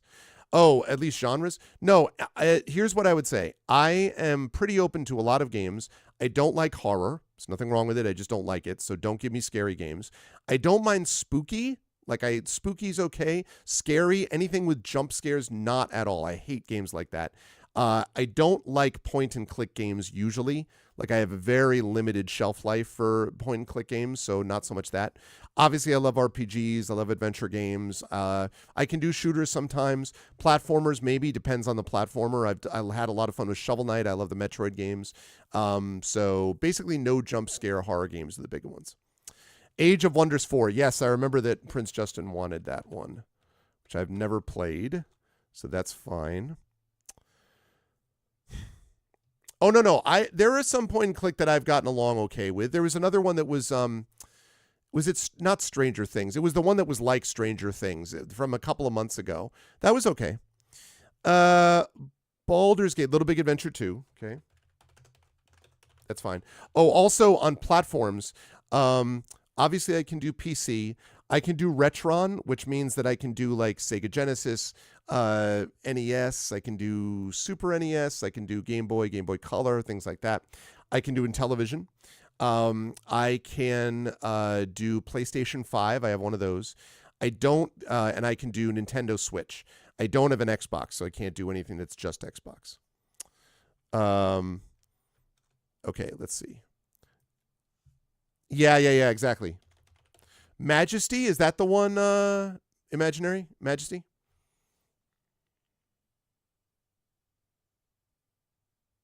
So the only thing, Age of Wonders 1. Okay, sounds good.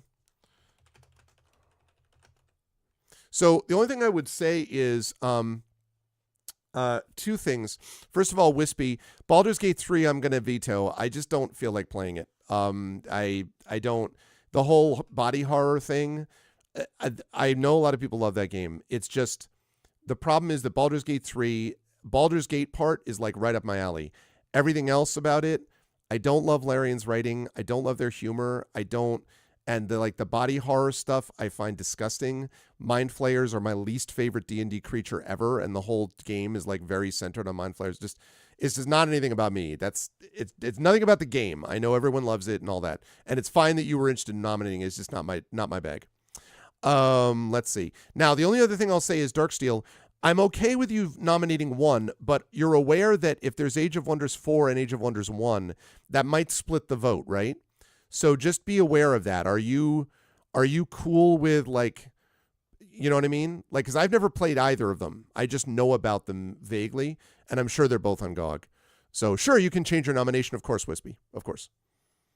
The only thing about the Celeste, so you tell me, Darksteel. I'm not trying to tell you not to nominate it. I'm not vetoing it. I'm just warning you that is a concern. I love Sunless Sea, but I've already played it multiple times on stream around Halloween.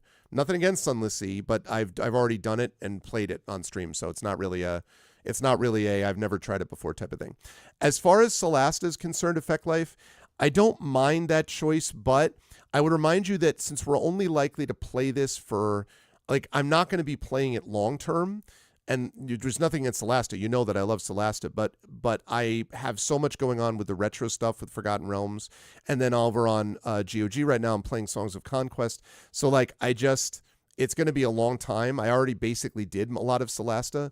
I know the modded campaign is different, but I think for like a one-off, which is what this would be, like a 3-hour session, not sure that's what you want. But I have not given up the thought of it. I'm telling you right now, when Celeste 2 comes out, I will 100% play that because I really liked Celeste a lot. But that's all. Yeah. No, it's different than that one. So, Detroit Become Human. Yeah, I already played it. I like Detroit Become Human, but I already played and won it, Wispy. So try again. Just Cause, totally fine to play that. Happy to give that as an option. So, Darksteel, are you switching up on Age of Wonders 1 or are you keeping it? Also, was it Imaginary that nominated Majesty, or was it who nominated Majesty? Yeah, Imaginary did. Imaginary, what is, can you remind me what Majesty is? I'm not familiar with that one. You're switching it up? Okay, what do you want to switch your nomination to, Darksteel?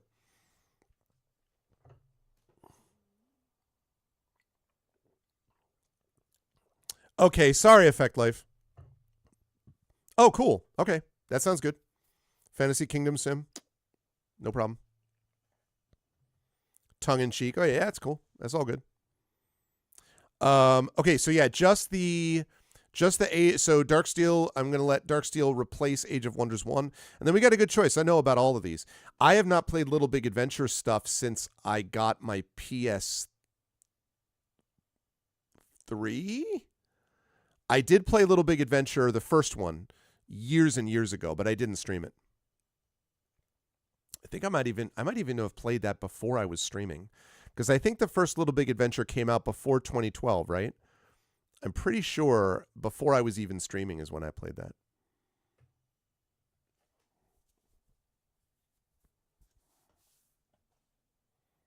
All right, what do we got, Darksteel? I need a nomination from you because I need to have this vote and start getting ready for D&D. Little Big Planet? Oh, no, you're right, actually. Little Big Adventure 2... Is Little Big Adventure 2, that's Relentless, isn't it? Isn't that Relentless? Isn't that in that same series? Yeah. Twinsen, yes. I played and won the first Little Big Adventure. I need to double check, Echo. Let me just double check and make sure I haven't played that already. Because I played the first one and won it, but that was before I was streaming. Let's do a quick search. Okay, no, I guess not. That's fine. Okay, Wispy. Sorry, Wispy. It wasn't trying to cause problems. Again, your choices are not bad choices. Detroit Become Human I liked, but just I already played it. And Baldur's Gate 3, that's the one I'm like, you know.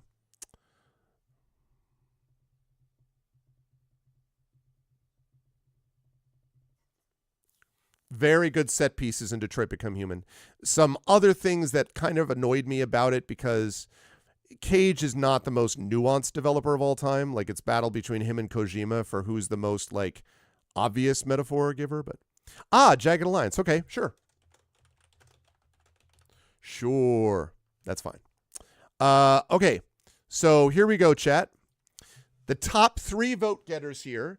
Top 3 vote getters are going to advance into the final vote. So, $ vote space 1 for Age of Wonders 4, $ vote space 2 for Little Big Adventure 2, $ vote space 3 for Majesty, $ vote space 4 for Just Cause, $ vote space 5 for Jagged Alliance. Let's get these votes in as swiftly as possible, please.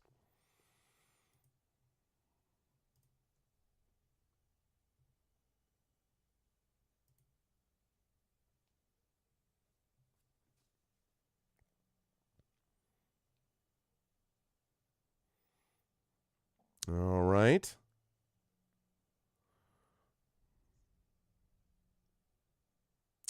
The reason I can't do that is because enough people I have found, Imaginary, end up voting for someone else's if they like it better, that I haven't found that was necessary, to be honest with you. And I think it can sometimes confuse the vote a little bit. It was really useful for the game we just played, obviously, like that multi-vote thing, but that's why. I like strategy games. I like turn-based better than I like real-time, but I've played both of them. I like I played and won Warcraft 1. I played and won Warcraft 2. I played, and I don't think I won Warcraft 3. I played and won StarCraft 1. Then I didn't get into like the Brood Queen or the Queen Brood or whatever the hell it's called. So I didn't get into those later ones, but I played at least the first StarCraft. As far as like the 4X games, it depends. Like, I played a lot of the original Civ games.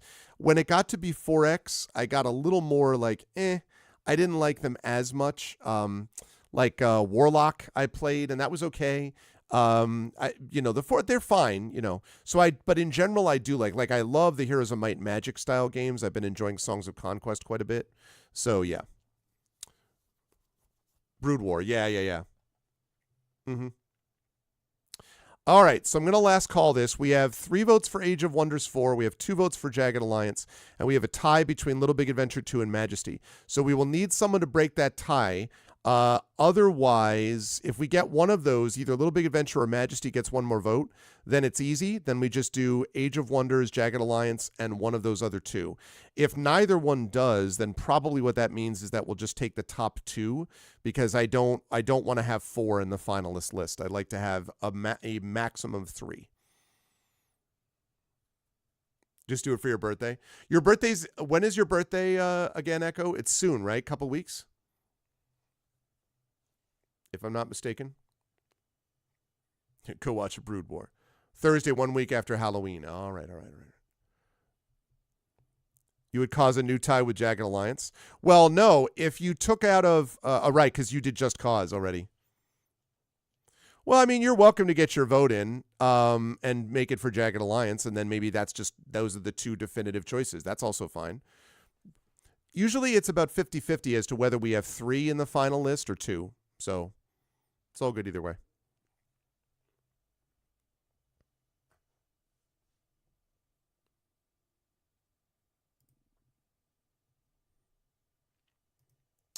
All right, going once. Going twice. All right. There it is. So we have 2 choices this time. Sorry, Echo, but you can nominate again next month, as you know.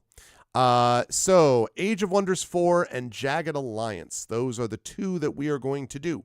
So can we get, please, if one of my amazing and incredible and awesome mods and so on, we need to do a straw poll and then link it to next game. Oh, thanks, Echo. Echo is always Johnny in the spot with the straw poll. That's amazing. Just 2 in the poll, but it looks like Echo has got the poll up already, I think. Let me just confirm. Age of Wonders 4 and Jagged Alliance. Yep. Echo did the poll, so you can actually just connect it, Triffid, to that one. It's a catfish. Because he was able to put it together a poll. Thank you very much, Echo, for that. Age of Wonders 4 and Jagged Alliance. There we go. Age of Wonders 4 and Jagged Alliance. Those are 2 good choices, actually. There's a part of me that is secretly thinking it'd be fun to do Age of Wonders because I have played Jagged Alliance, though I remember very little about it, and I've never played Age of Wonders 4 at all. So I'm actually really looking forward to seeing how these work. I've heard many good things about them, and I know Prince Justin would be excited, but I also know the Jagged Alliance is a lot of fun, too. So, yes, Age of Wonders 4 and Jagged Alliance. Those are the 2. Age of Wonders 4, Jagged Alliance, and I am going to save that. I'm going to replace that, and then I'm going to close that and get rid of that. Okay. Nope, never played any Age of Wonders for some reason. I've played Age of Empires. I played a little bit of Age of Mythology. I played a little bit of the game Pharaoh plus something plus Pharaoh, but anyway. But I've never played any of the Age of Wonders games. I have not. I played Age of Empires 1 and 2, actually. So thank you, Triffid. Thank you very much for that. So, yeah, get your votes in, folks. That'll be open until next week. And then we will close that down after our session next week. And then I will play whatever the winner is the week after that. So good choices. All right, chat. I'm going to rise up on out of here, though, because in about 50 minutes at 4:15, we will be playing with By the Dice Roll D&D with GOG Ghosts of Saltmarsh. I'm excited to be playing with them. Don't forget, tomorrow night on this channel will be the return of Community D&D, which has been really bringing it lately. A lot of fun sessions I've had a chance to lurk and watch while doing work, so that's been a good time. That poll is a straw poll, so if you click on that link in chat, and also it'll end up in Discord, sure, but if you click on that link, it'll bring you to another page, Wispy. So anyway, yes, so Wednesday night we've got Community D&D. And then Thursday night, thank you so much, Triffid, for doing that, as always. Then Thursday night, we will have more Forgotten Realms Unlimited Adventures. And then I am heading up to Niagara Falls in upstate New York, where I'm going to be going to the World Fantasy Convention. I have a reading at 5:30 p.m. on Saturday, and I have a panel at 10-something in the morning, I think, about short versus long fiction. That should be a good time.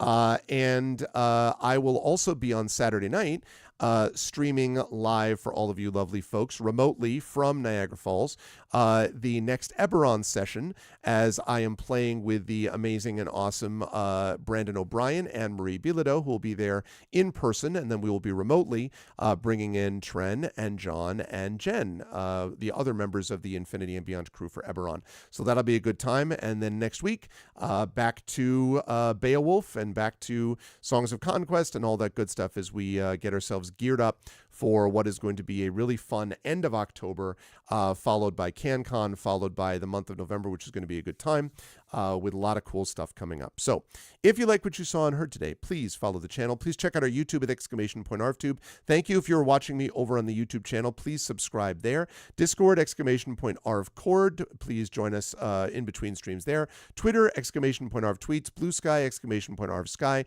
TikTok, !ArvTalk. All of that on our website, arvaneleron.com. And remember to check out Hearthglow, episode 9 of that. It drops tomorrow on the website, so that should be awesome.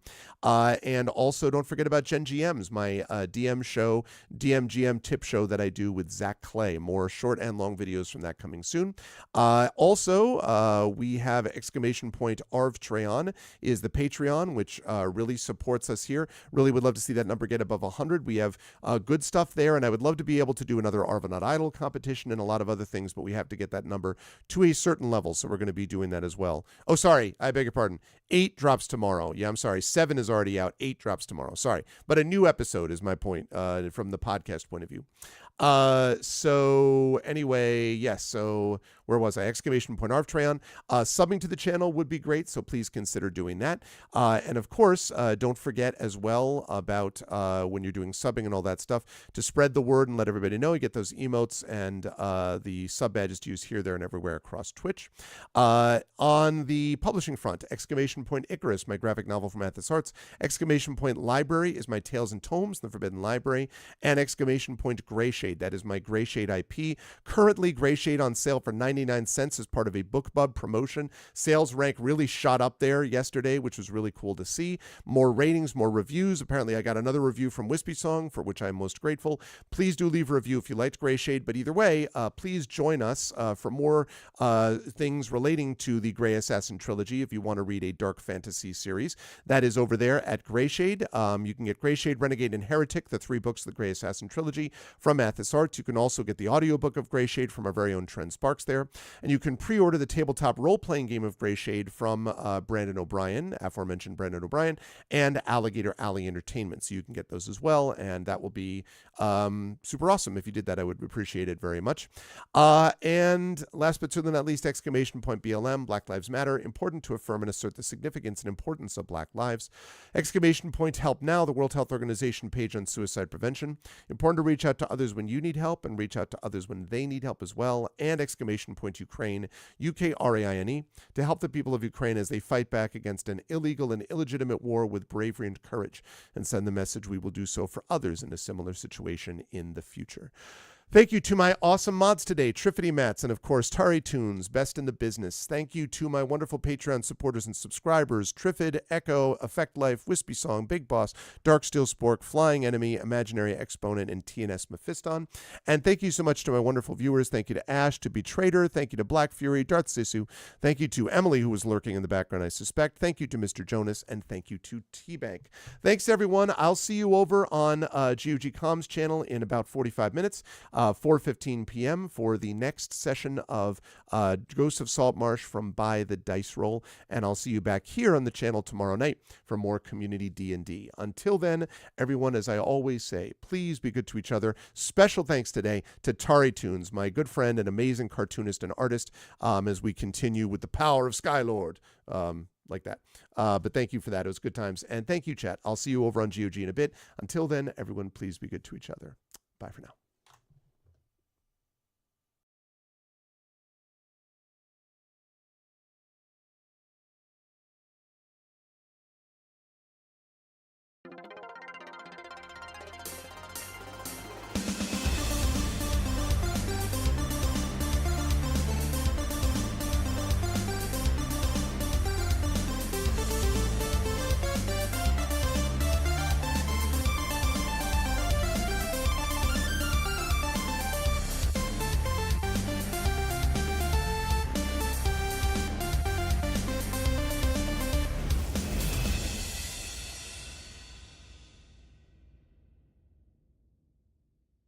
Honk.